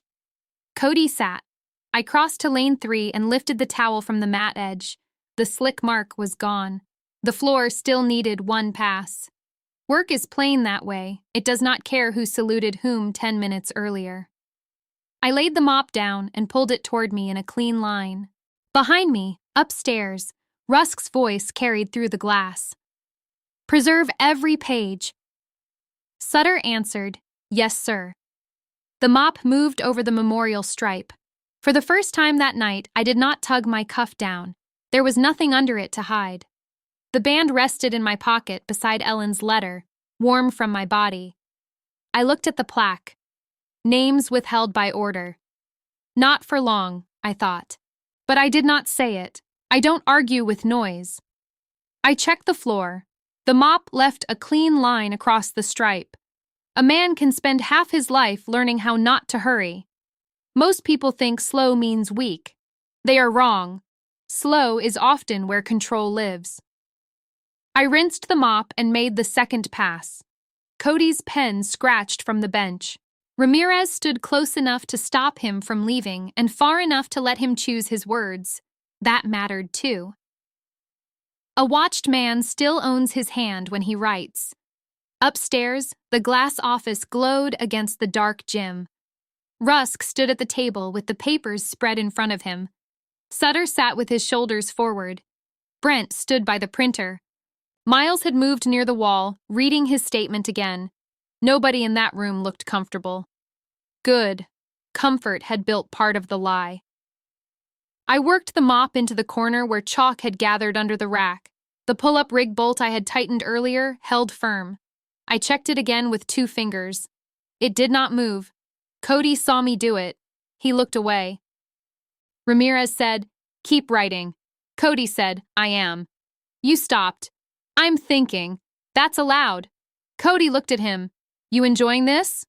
Ramirez did not change his face. "No." "Could have fooled me. I like clean reports." Cody lowered his eyes and wrote again. That was Ramirez. Not loud, not soft.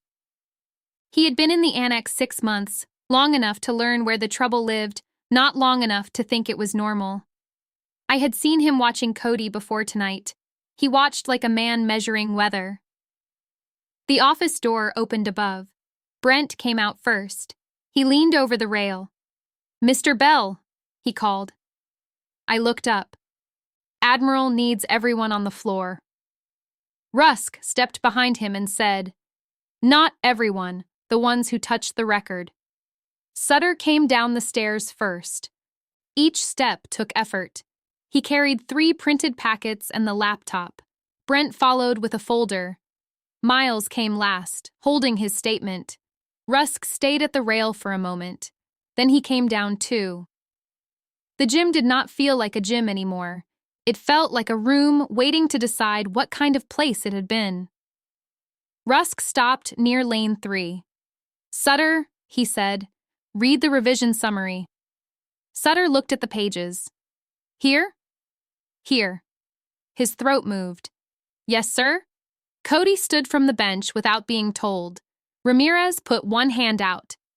"Sit." Rusk said, "Let him stand." Cody stayed standing. Sutter held the page with both hands.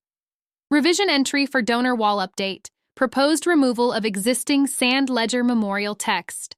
Replacement title, Vance Performance Wing Recognition Display. Proposed copy removes unit reference, date, and classified action notation. Rusk said, "Who requested the wording?" Sutter looked at Cody, then back at the page. "Garrett Vance's liaison, K. Dolan." "Who approved internal routing?" "I did." "Why?" Sutter swallowed. "Because the donor schedule had been tied to equipment renewal." Rusk said, "Say it plainly." Sutter looked worse. "Because I didn't want to lose the money." Cody said, "That's not my father's fault." Rusk turned toward him. "Don't defend what you haven't read." Cody shut his mouth. Rusk nodded to Sutter. "Continue." Sutter changed pages. Training record review note. Same donor packet included request to retain trainee Vance on advanced lane rotation pending final medical clearance. Cody stiffened. Rusk said, "Read the date." June 24th. "Read the note." Sutter's voice dropped. "Senior trainee Vance remains listed at full participation for team demonstration. Waiver pending. Injury restrictions not posted to floorboard." Brent looked down. Miles looked at Cody. Cody's face went red first, then pale. He said, "That wasn't fraud." Rusk said, "I didn't use that word." "No, but that's what you mean." "I mean the record says one thing. The floor saw another." Cody pointed at Sutter. "He cleared me." Sutter said, "I let it stand." "That means you cleared me." "No," Sutter said. "It means I failed my job."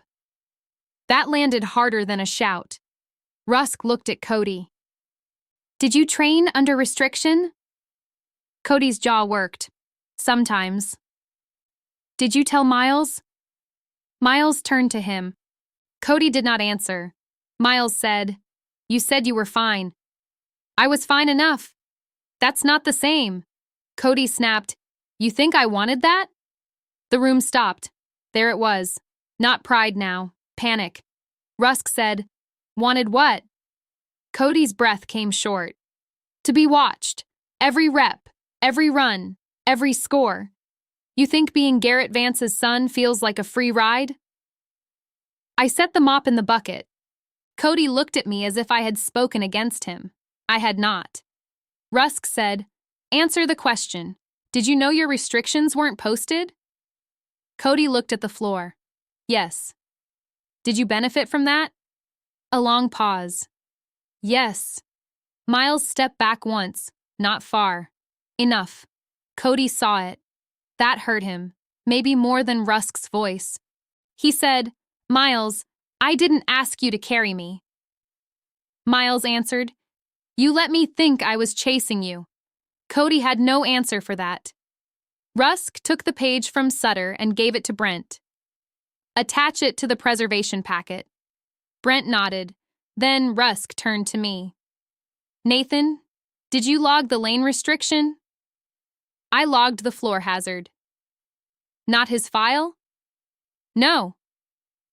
Why? I looked at Cody. I clean floors. I don't build men's alibis. Cody flinched again. Rusk said, Did you see enough to report concern? Yes. When? 3 times this month. Sutter closed his eyes. Rusk said, To whom? Sutter. Sutter opened his eyes. That's true. Rusk looked at him. Were those reports entered? Sutter said, No. Why not? Because I told myself it was a facilities note. Rusk's face hardened. A restricted trainee on wet mats is not facilities. No, sir? It's readiness. Yes, sir. Cody looked at me. You reported me? I reported the floor. Same thing. No, the floor was honest. He stared at me, and for a second, the old anger tried to come back. It did not have room anymore. Too many pages had taken up space. A pair of headlights passed the front glass facing Silver Strand Boulevard. The light moved across the mats and disappeared. Dawn was still a few hours away, but Coronado never went completely still. Somewhere outside, a truck shifted gears. Somewhere closer, the old pipes clicked. Rusk took out his phone again. Ramirez, bring Mr. Vance's statement. Ramirez took the clipboard from Cody and handed it to him. Cody said, I'm not done. Rusk read the half page. No, you're not. Cody's lips pressed together. Rusk gave it back. Finish it. Include the waiver note. My father will lose his mind. Your father is not in command here. He thinks he is. Rusk stepped closer. Then tonight can help him learn. Cody laughed once. It was empty. You don't know him. No, Rusk said, but I know you're still choosing every sentence. Cody held the clipboard tighter. For the first time, I saw the boy under the name. Not innocent, not harmless, but young enough to have mistaken pressure for permission. That does not clear a man. It explains where to put the weight. Sutter's phone buzzed. He looked at it but did not touch it. Rusk said, Who is it? Sutter turned the screen outward. Garrett Vance. Cody looked up fast. Don't answer. Rusk said, Answer on speaker. Sutter's hand shook. He tapped the screen. Mark Sutter. Garrett Vance's voice filled the gym. Smooth, awake, not surprised enough. Mark, why is my son's phone sealed?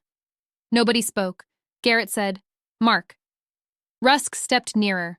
This is Admiral Thomas Rusk. A silence followed. Then Garrett said, Admiral, I wasn't told you were visiting. That was the point. I see. Is Cody there? He is. I'd like to speak with him. You will. After counsel arrives. Garrett's voice changed by half a degree. Counsel? Records have been preserved. What records? Rusk looked at Sutter. Memorial alteration, training waivers, donor correspondence.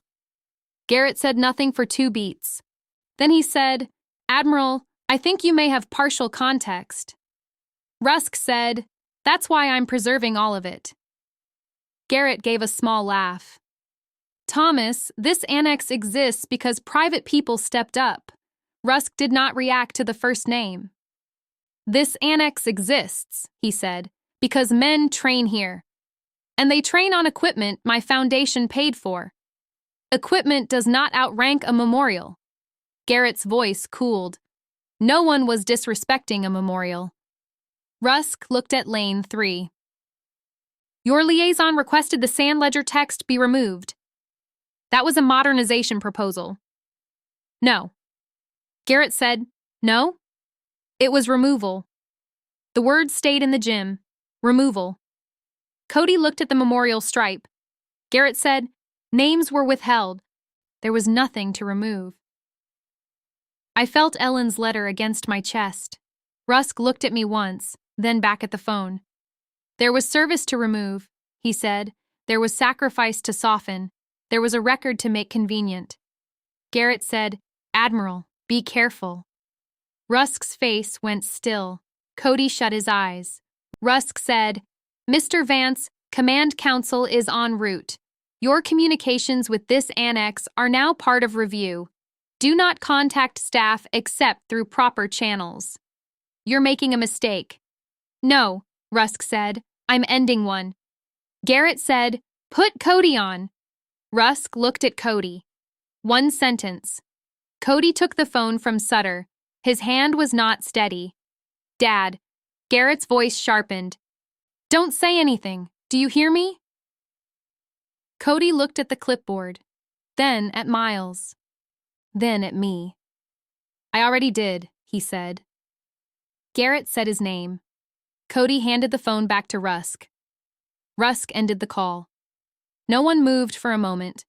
That was not apology. It was not bravery in full. It was the first inch of a man not hiding behind a louder man. Sometimes that is all you get. Rusk pointed to the bench. Finish. Cody sat. His next words came faster. Pen hard, paper bending under it. Sutter looked like he might sit down without a chair. Brent said, Sir, Council's vehicle is at the gate. Rusk nodded. Ramirez, meet them. Bring them through the side entrance. Ramirez left. The gym felt colder when the corridor door opened. Salt air came in from outside, mixed with rubber and cleaner. I took one last pass near the assault bikes. The bikes had stayed lined since I reset them. Heavy machines. Simple rule. If you finish with one, you leave it ready for the next man. Brent came over while Rusk reviewed the packets. He kept his voice low. Mr. Bell. I looked at him. After tonight, do you still want to work here? A fair question. I came to clean. That's not what I asked. No. He waited. I wrung the mop. I don't know yet. Brent nodded. I wouldn't blame you. I'm not asking to be blamed. No, sir. I looked at him. He corrected himself. Mr. Bell. Either is fine when it's not borrowed. He understood enough. Miles walked over next. He held his statement folded in one hand. I wrote it clean, he said. Good. I put my part in. That matters. He looked toward Cody. I should have said something earlier. Yes. I laughed. Yes. He did not try to explain it. That helped. I'm sorry, he said. There it was. One apology. Plain. Enough. I looked at him for a second. He had shame on his face, but he did not aim it at me like a request. I heard you, I said. His eyes tightened. He nodded once. Rusk called him back before it could become more than it needed to be. Council arrived in 2 dark jackets with badges on lanyards. 1 man, 1 woman. They did not make a show of it. Ramirez brought them through the locker corridor. They took the packets from Rusk and asked short questions. Who printed? Brent. Who exported?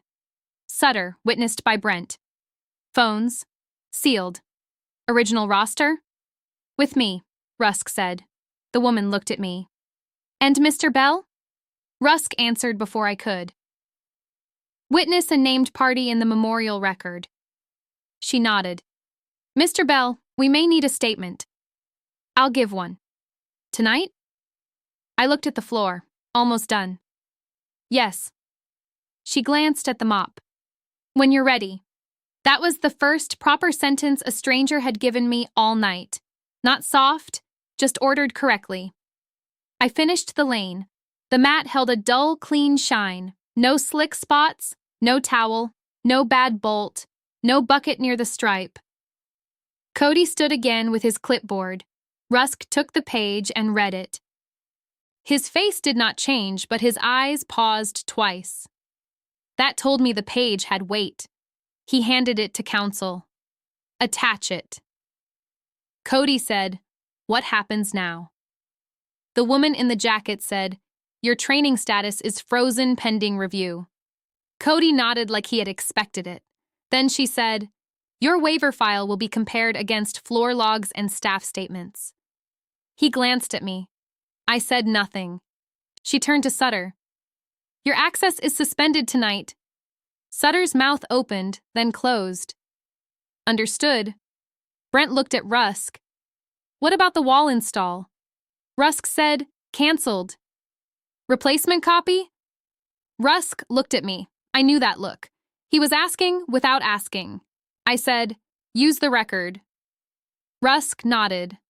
The original line returns. Full date, full operation name.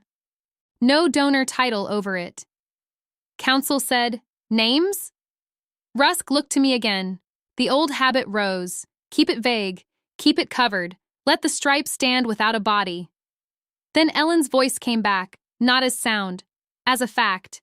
Hiding and humility are not twins. I touched my shirt pocket. "My name can stand," I said. Rusk held my gaze. "Full rank?" he asked. I breathed once. "Yes." He said it to Brent. "Master Chief Petty Officer Nathan Bell." Brent wrote it down. The words did not make me taller. They made the room more accurate. That was enough. Cody heard it too. He did not look angry now. He looked tired down to the bone. Rusk said, "Mr. Vance." Cody raised his head. "You started tonight with a sentence." Cody's mouth tightened. Rusk said, "Say it back." Cody looked at me. "Sir, I don't think that helps. It helps you hear it." Cody swallowed. "Janitor, try not to die here." The words sounded worse in his own mouth now. Rusk said, "Now correct it."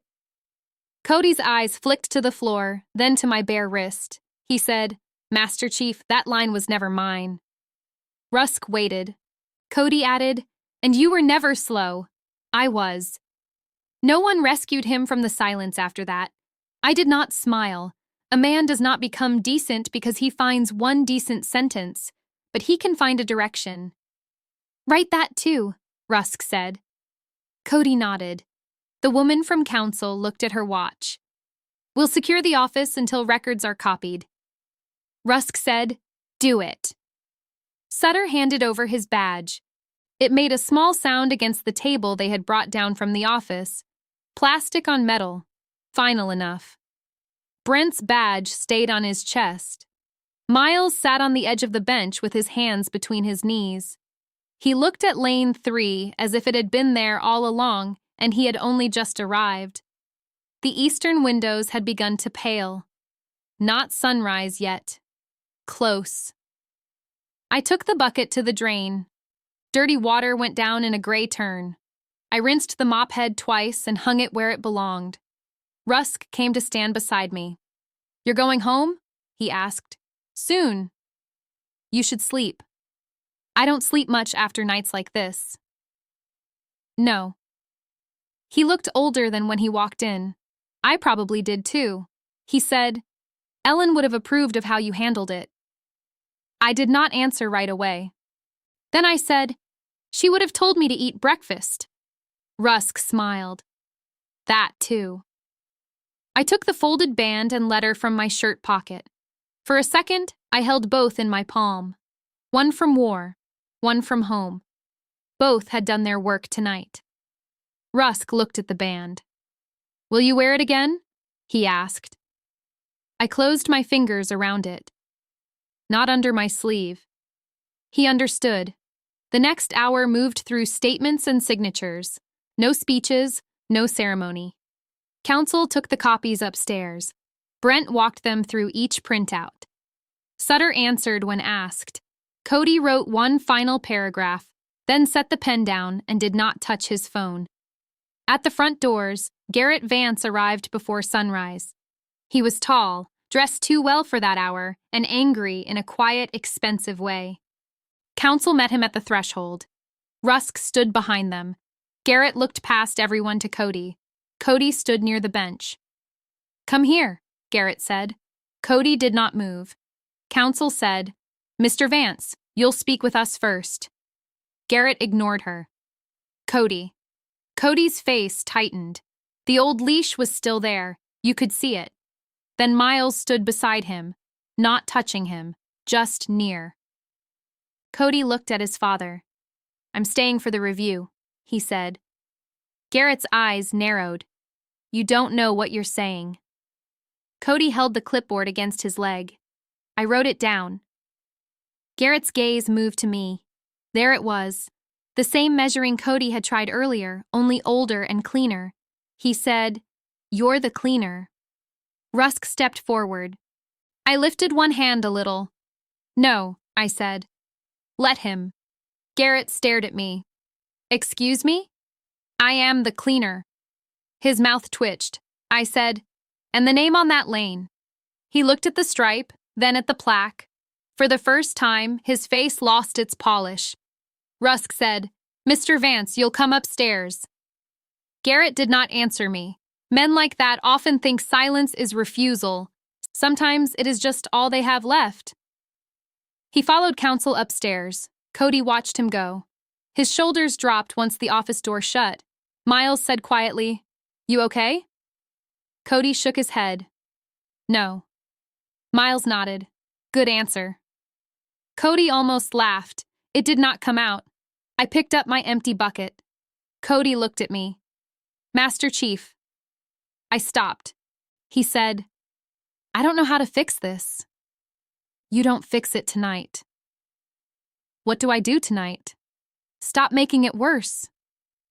He took that in, then he stepped aside so I could pass. That was small. It was also the opposite of how the night began. I left through the side door into the gray Coronado morning. Silver Strand Boulevard had started to wake. Tires hissed on damp pavement. The air smelled of salt and old concrete. Across the way, Naval Amphibious Base Coronado sat behind its fences, plain and awake. I drove home with the band on the seat beside Ellen's letter. I did not put it in the cedar box. Not yet. At dawn, I came back. The gym was still under review, but Brent met me at the door. He had not gone home either. His eyes were red. His shirt was wrinkled. "You don't have to clock in," he said. "I'm not." He looked at the bucket in my hand. I said, "I left a streak by the south drain." Brent stepped aside. Inside, the donor cover had been removed from the memorial wall. The old text was back for now, printed plain and taped under glass until the permanent correction could be made. Operation Sand Ledger, July 8, 1987. Naval Special Warfare Development Group. Senior Enlisted Team Leader, Master Chief Petty Officer Nathan Bell. I read it once. Only once. Rusk stood near the wall with a cup of coffee he had not touched. He saw me see it. He did not speak. Cody sat on the far bench without his phone. Miles sat 2 feet away. Neither of them talked. That was fine. Some lessons need quiet before they become useful. I set the bucket down at lane 3. My wrist was bare. The band rested in my pocket, not hidden, not displayed, just carried. I dipped the mop and laid it on the floor under my own name. Russ came closer. "Nathan." I looked at him. He said, "This is recorded now." I pulled the mop in one clean line. "Yes," I said. "Honor does not get louder. It gets recorded." Rusk did not answer the sentence. He watched the mop line settle across the mat. Then he looked at Brent. "Who else has seen that temporary copy?" "Counsel," Brent said. "Sutter, Ramirez, the 2 trainees." "Not the morning group?" "No, sir." "Good. They see it after the correction order is signed." Brent looked at the glass office above us. "Mr. Vance is still up there." "I know." Cody heard his father's name and straightened on the bench. The old fear moved through him again. It did not leave. It only lost some cover. Rusk turned to him. Mr. Vance. Yes, sir. Stand. Cody stood. You'll walk me through your lane log. Cody looked at the floor. Now? Yes. My counsel isn't here. You're not being questioned for discipline right now. You're showing me the floor you trained on. Cody looked at the office windows. Garrett Vance stood behind the glass with his hands flat on the table. Counsel stood across from him. Even through glass, anger has a shape. Cody said, Yes, sir. Rusk pointed to lane 1. Start there. Cody stepped onto the edge of the mat and stopped. Lane 1, he said. Sled push, farmer carry, rope climb. Last time run? Yesterday morning. Your time? Cody's jaw tightened. 8:41. Rusk looked at Brent. Posted time? Brent checked the tablet. 7:58. The number did not move in the air. It landed. Miles looked down. Rusk said, Why the difference? Cody rubbed the clipboard edge with his thumb. I stopped after the rope. Why? My shoulder locked. Who recorded 7:58? Cody did not answer. Rusk said, Mr. Vance? Sutter. Brent swallowed. Rusk turned slightly. Sutter stood near the office stairs without his badge.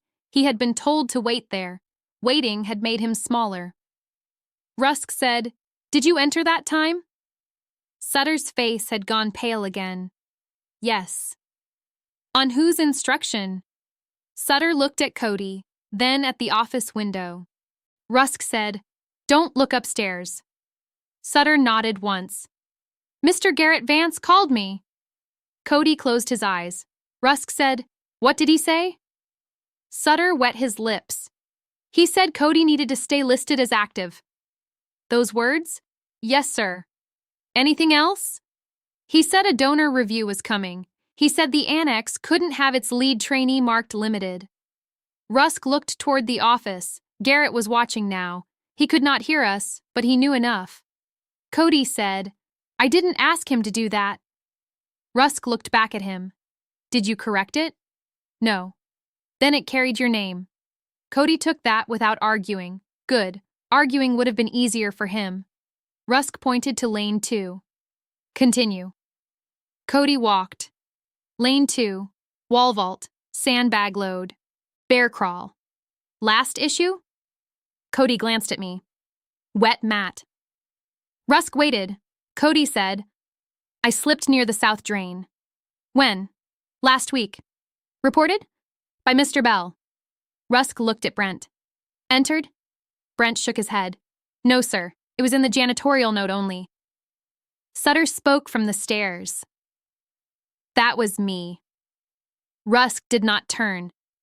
I know. Cody moved to lane 3. He stopped before the stripe. He had crossed it all night without seeing it. Now his feet would not go forward. Rusk said, Read the lane marker.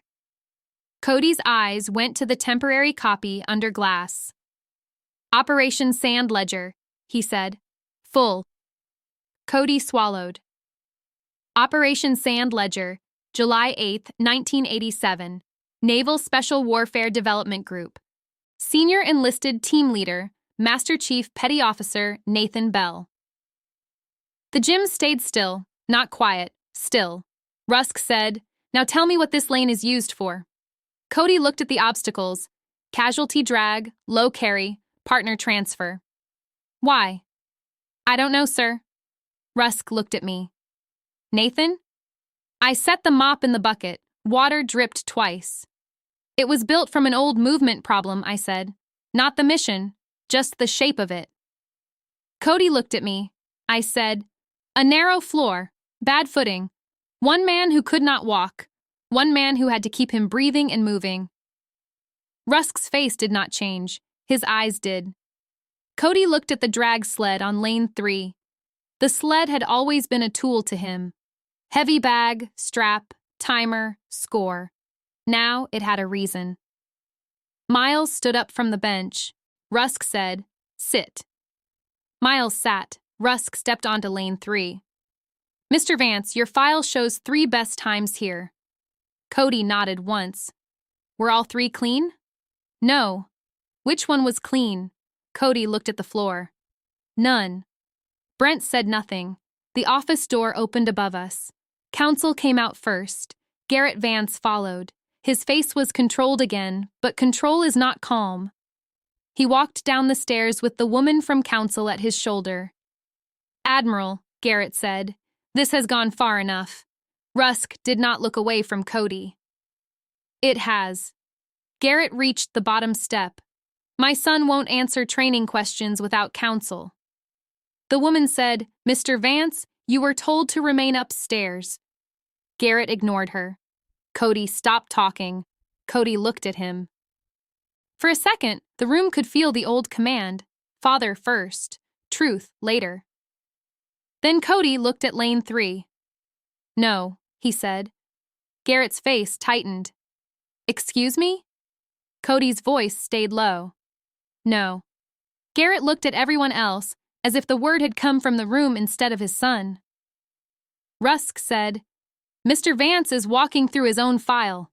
Garrett pointed at me. "Because of him?" I picked up the mop again. Garrett said, "This man is a maintenance employee." "Cleaner," I said. Garrett turned back to me. I pulled the mop in a straight line and wrung it once. "You used the word earlier," I said. "Use the right one." Garrett stared at me. "Fine. Cleaner." "Cleaner," I said. Not a lie. Rusk's mouth moved almost into a smile, then stopped. Garrett stepped toward the temporary copy. Counsel moved with him. "That wall," Garrett said, "was under redesign. No final approval had been given." Brent said, "Your office approved the donor overlay." Garrett looked at him. "You're confused." Brent lifted his tablet. "I have the message." Garrett's eyes went flat. The woman from council held out her hand. "Forward it to the evidence address." Brent did. A small scent tone came from the tablet. That sound changed the room more than a shout. Garrett looked at Cody. "You don't understand what this costs." Cody's hands opened at his sides. "That's the problem." Garrett stepped closer. "Watch your tone." Rusk said, "No." Garrett turned. Rusk's voice stayed even. "You don't get to command tone in this room. This room has my family name on half its equipment. And Nathan Bell's name on the lane your son used to hide a false score." Garrett looked at me again. The Polish was gone now. "You expect me to believe he just happened to work here?" "No," Rusk said. Garrett paused. Rusk took the folded letter from his breast pocket. "I knew that paper. I knew the angle of Ellen's handwriting even from 10 feet away." My hand tightened on the mop handle. Rusk did not read it aloud again. He had already used it where it belonged. He held it up. "Ellen Bell asked me to come." Garrett's eyes flicked to the letter. "That has nothing to do with my son's training." "It has everything to do with the wall you tried to change." "I didn't try to change history." Rusk set the letter on the table near the bench, not thrown, placed. "You tried to make it harder to see?" Garrett laughed once. "This is absurd."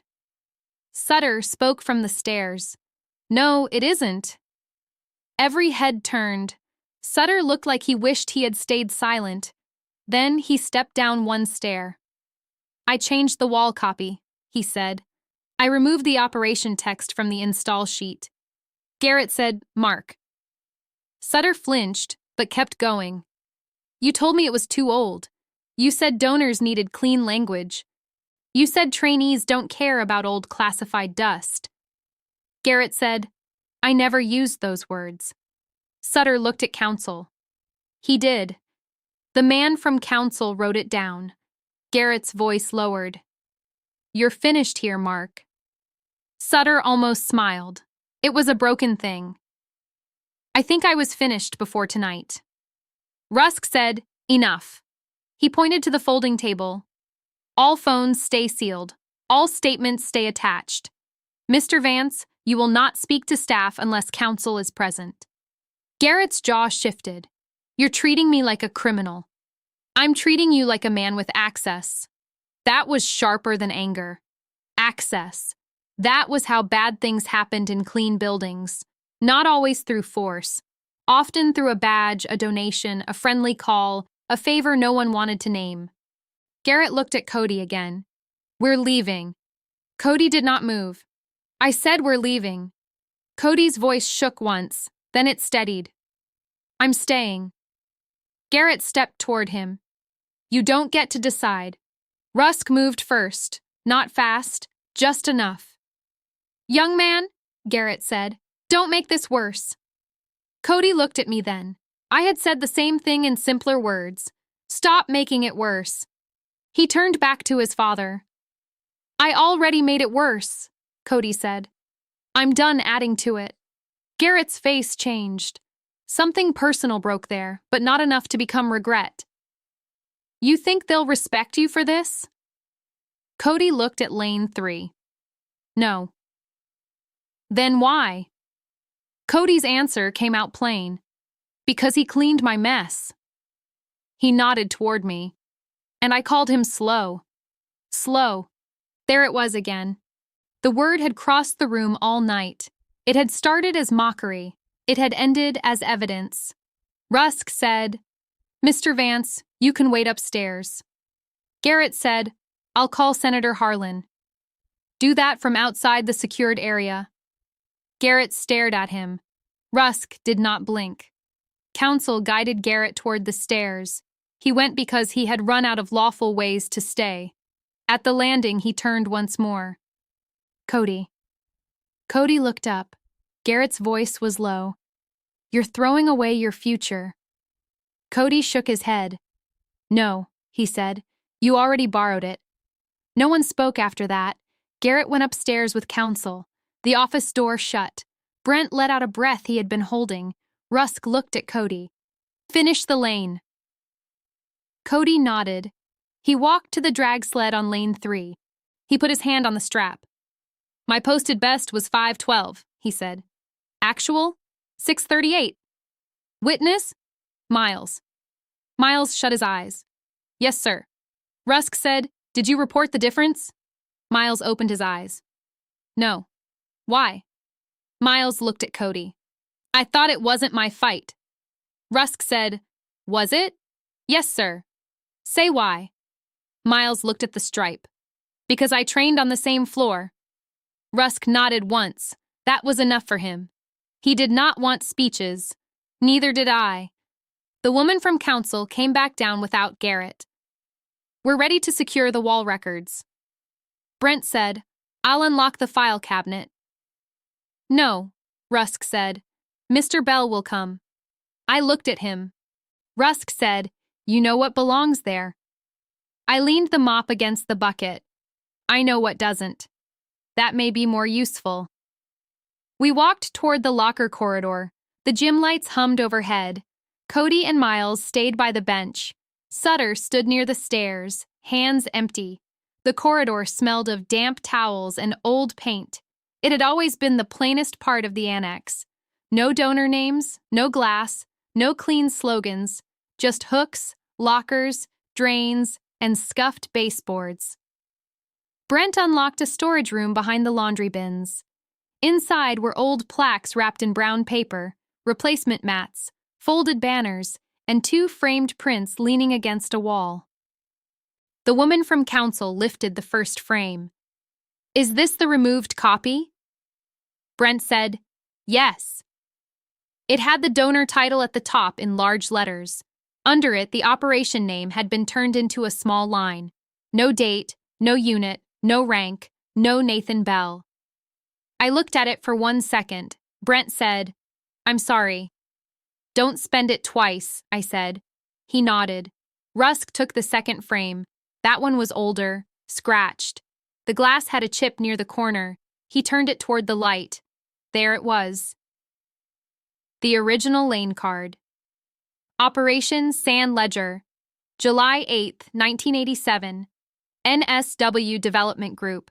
Classified Recovery and Extraction Training Lane. Dedicated to the senior enlisted leader whose actions returned 4 men from hostile custody.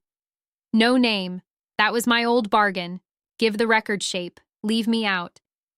Ellen had hated that bargain. Quietly. Steadily. Rusk looked at me. This was your compromise. Yes. Still want it? I looked at the old card. For years I had thought a missing name kept me humble. Sometimes it only helps other men take the space. No, I said. Brent looked at me. Rusk did too. I touched the edge of the frame. Put the name on it. The woman from council wrote that down. Rusk said, full rank and service line. I nodded. Full. Brent pulled a clean evidence sleeve from a box and slid the old card inside. His hands were careful now. Careful matters when it arrives late. It still matters. We carried the frames back into the gym. Cody was standing at lane 3 again. He was not touching anything. He looked at the old card in Rusk's hands.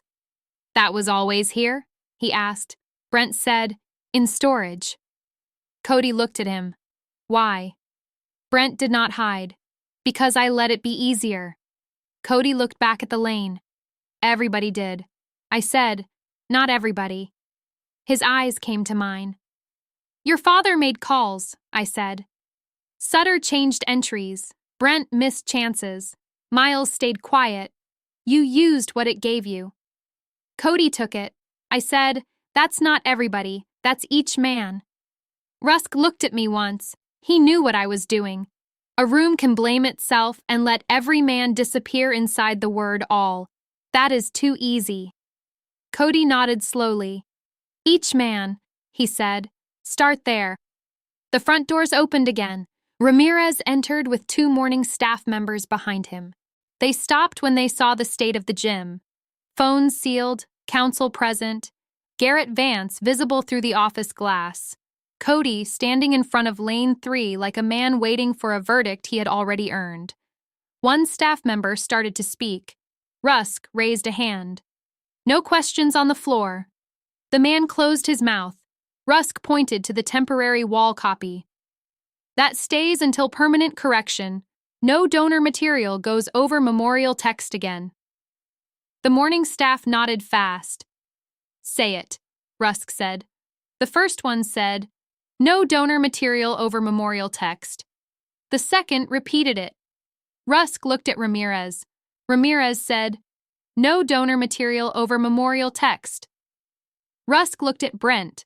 Brent said it too. Then Cody said it, though nobody had asked him.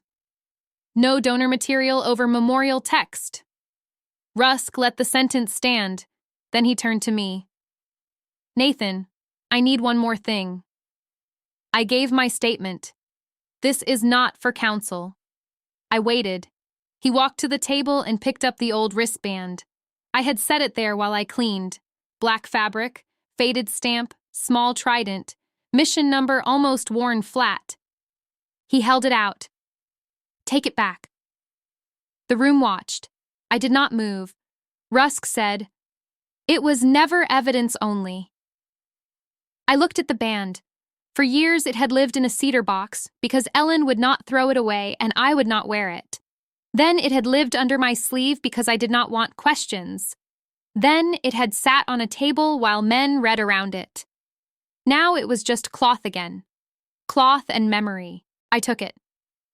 Cody watched my hand close around it. He said, Master Chief? I looked at him. Can I ask one thing? Rusk said, careful. Cody nodded. I know. He looked at the band. Why hide it? The easy answer was privacy. The harder one was pride. I said, because I got tired of being thanked by men who didn't want to know. Cody's face dropped. That wasn't fair to the men who did, I said. Ellen knew that before I did. Rusk looked down at the letter. The gym held that quietly. Cody said, did she know about this place? Yes. She sent him here? I nodded toward Rusk. She sent the truth. He drove it. Rusk said, she wrote one line I kept. I looked at him. He did not reach for the letter. He did not need to. She said, Nathan will not ask for his name. That doesn't mean it should vanish. My throat tightened, but I kept my face still. Cody looked at the temporary wall copy again. I used a wall I never read, he said. Yes. I trained under a name I never knew. Yes. And then I mocked him. I did not correct the pronoun. He needed to hear it at a distance. Rusk said, Now you know? Cody looked at me. What happens to me? The woman from council answered from the table. Training review first. Contract review separate. Your status stays frozen. Cody nodded. Garrett appeared at the office door above. He had heard enough through glass and guesses. His phone was in council's hand now. Rusk looked at the morning staff. Clear the gym except named personnel. Ramirez moved them back into the corridor. Brent stayed. Miles stayed. Cody stayed. Sutter stayed at the stairs. Council stayed. Garrett stayed above, boxed in by glass and his own calls. Rusk turned to Cody. Mr. Vance, you will clean lane 3. Cody looked at the bucket. Rusk said, Mr. Bell will not supervise you. Cody said, Yes, sir. I picked up the mop before he could reach it. Rusk looked at me. Nathan. I shook my head. Not that one. Cody understood first. He looked toward the janitorial closet. I'll get another. He walked across the gym without swagger. Miles stood as if to follow. Rusk said, No. Miles stopped. This is his lane. Cody came back with a spare mop and a clean bucket. He filled it at the drain, not too high. He checked the wringer after it stuck once. He had watched me enough to know that much. He brought it to lane 3 and set it down away from the stripe. I noticed that. So did Rusk. Cody dipped the mop. His first pull left too much water. I said nothing. He wrung it tighter and tried again. Better. The mat took a dull, clean line. He worked slowly now. Not for show. Not because he was weak, because he was paying attention. Slow. The word had changed hands. Garrett came down the stairs with counsel behind him. He stopped when he saw Cody mopping. What are you doing? Garrett said. Cody kept the mop moving. Cleaning lane 3. Garrett's face hardened. Put that down. Cody did not. Cody. He pulled another line. Rusk said, Mr. Vance. Garrett snapped, This is humiliation. I looked at Cody. He kept working. Rusk said, No, this is maintenance. Garrett looked at me. You must be enjoying this. I met his eyes. No. He wanted more. I gave him nothing. Cody wrung the mop. His hands were clumsy, but he did it. Garrett said, You have no idea what men like me built. Rusk said, I know what you tried to cover. Garrett turned on him. A training annex needs funding. It also needs standards. Standards don't keep doors open. Rusk stepped closer. Then closed the wrong doors. That one reached Garrett. He looked at the equipment with his family name stamped on it. Assault bikes, racks, benches, clean letters on black metal. Then his eyes moved to lane 3. No name on a machine could save him from the name on that wall. Counsel touched his arm. Mr. Vance. He pulled away, but he went toward the office again. Before he reached the stairs, Cody spoke. Dad. Garrett stopped. Cody kept both hands on the mop handle. Don't call anyone for me. Garrett did not turn. You don't mean that. I do. You'll regret it. Cody looked at the wet line in front of him. I already regret the other thing. Garrett stood still a moment longer. Then he went upstairs. The door closed. Cody finished the lane. It took him longer than it would have taken me. He missed a corner near the sled anchor. Then he saw it and went back. He moved the bucket before it touched the stripe. He checked the floor with his palm after the shine settled. That was the first useful thing I had seen him do without being told. Rusk watched but did not soften. When Cody was done, he stood the mop upright and looked at me. "Is it clean?" I walked over. I checked the south drain, the stripe edge, and the anchor bolt. The floor was not perfect. It was clean enough to train on. "Yes," I said. Cody nodded. Miles let out a breath. Rusk said, "Mr. Bell decides whether the old mop stays his." I looked at the mop in my hand. For a moment, I thought of the cedar box at home, Ellen's neat papers, the empty side of the bed, the quiet kitchen, the work shirts hanging by the back door. I had come here because quiet work suited me better than ceremonies. That had not changed. What changed was the hiding. I wrapped the faded band around my wrist, over the sleeve this time.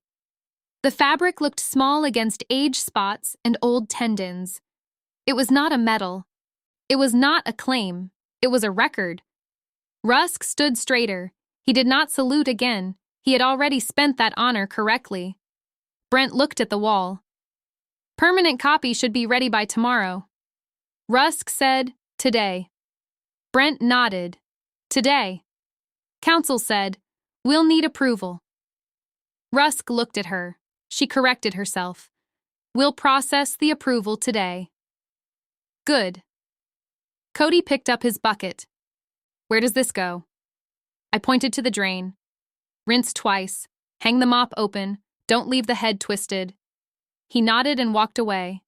Miles stayed by the bench. Rusk came beside me, close enough that only I could hear. "You know this isn't over." "I know. Garrett will push." "He already did. He'll push harder." I looked at the office glass. "Then he'll meet harder records." Rusk nodded. The eastern windows brightened another shade. Coronado had gone from gray to pale gold without asking any of us. Traffic thickened on Silver Strand Boulevard. The first morning runners moved beyond the fence line, small shapes through the glass. Inside, the gym had work left. Not ceremony, work. Cody came back from the drain with the empty bucket. He hung the mop wrong, noticed, then fixed it. He looked at me for approval. I did not give him a smile. I gave him a nod. That was enough. Rusk said, "Mr. Vance." Cody turned. "Your father leaves through the front. You leave through the side with counsel." "Yes, sir. You'll return only when ordered." "I understand." Miles stood. "Sir, what about me?" Rusk looked at him. "You return tomorrow for a statement review and a retest." Miles nodded. "Yes, sir." "No audience." "Yes, sir." "No posted scores until verified." Miles looked at Cody, then back at Rusk. "Good." That word mattered. Good. Not easy. Good. Brent's tablet chimed again. He read the screen and looked up. "Permanent vendor can print by noon." Rusk said, "No vendor logo." "None." "Plain lettering." "Yes, sir." "Full date." "Yes, sir." "Full rank." Brent looked at me. "Master Chief Petty Officer Nathan Bell." I corrected him. "Retired." Brent nodded. "Master Chief Petty Officer Nathan Bell, United States Navy, retired." The words felt different with retired attached, not smaller. Finished honestly. Rusk looked at me. "Service dates?" I gave them. 1976 to 1998. Brent typed them in. Rusk said, "Add Operation Sand Ledger and July 8, 1987. Already there. Add Senior Enlisted Team Leader." Brent typed. Done. Cody stood near the side door with counsel. He looked at the temporary copy one last time. Then he looked at me. "I won't ask you to forgive me." "Good." He nodded, accepting the hit. I said, "Earn your next sentence." His eyes lifted. "What does that mean?" "It means don't make your apology your best work." He took that in. So did Miles. Counsel opened the side door. Morning air entered the gym. Cody stepped through it without looking upstairs. Garrett saw him leave from the glass office. His hand went to the window, then dropped. That was his bill arriving. Not all of it. Enough for Dawn. Miles followed Ramirez toward the locker corridor. Sutter sat down on the bottom stair. No badge, no phone, no office keys. Brent went back to the wall with his tablet and a measuring tape. Rusk stood beside lane 3. I picked up my mop again. He said, "You're still going to clean?" I looked at the floor. There are footprints by the door. Rusk glanced at them. There are. I don't argue with footprints either. He gave a tired laugh, a real one this time. I dipped the mop. The band on my wrist darkened slightly where clean water touched it. I did not pull my sleeve down. Above us, Garrett Vance sat in the glass office with counsel on both sides. Below him, Brent measured the wall for the corrected plate. Sutter watched from the stairs. Miles gave his statement in the corridor. Cody waited outside with the woman from counsel, no phone in his hand. The gym did not feel healed. Rooms do not heal in one morning, but they can stop lying. I pulled the mop from the front doors toward lane 3, one steady line at a time. Rusk stayed a few feet away, letting the work be work. The wall waited for its permanent correction. The old card waited in its sleeve. Ellen's letter rested on the table, folded back into itself. When I reached the stripe, I paused. Rusk noticed. "What is it?" I looked at the damp edge near the name. Nothing. But that was not true. It was not nothing. It was the first time I had cleaned around my own record without trying to disappear from it. I set the mop down again. This time, I did not lower my wrist.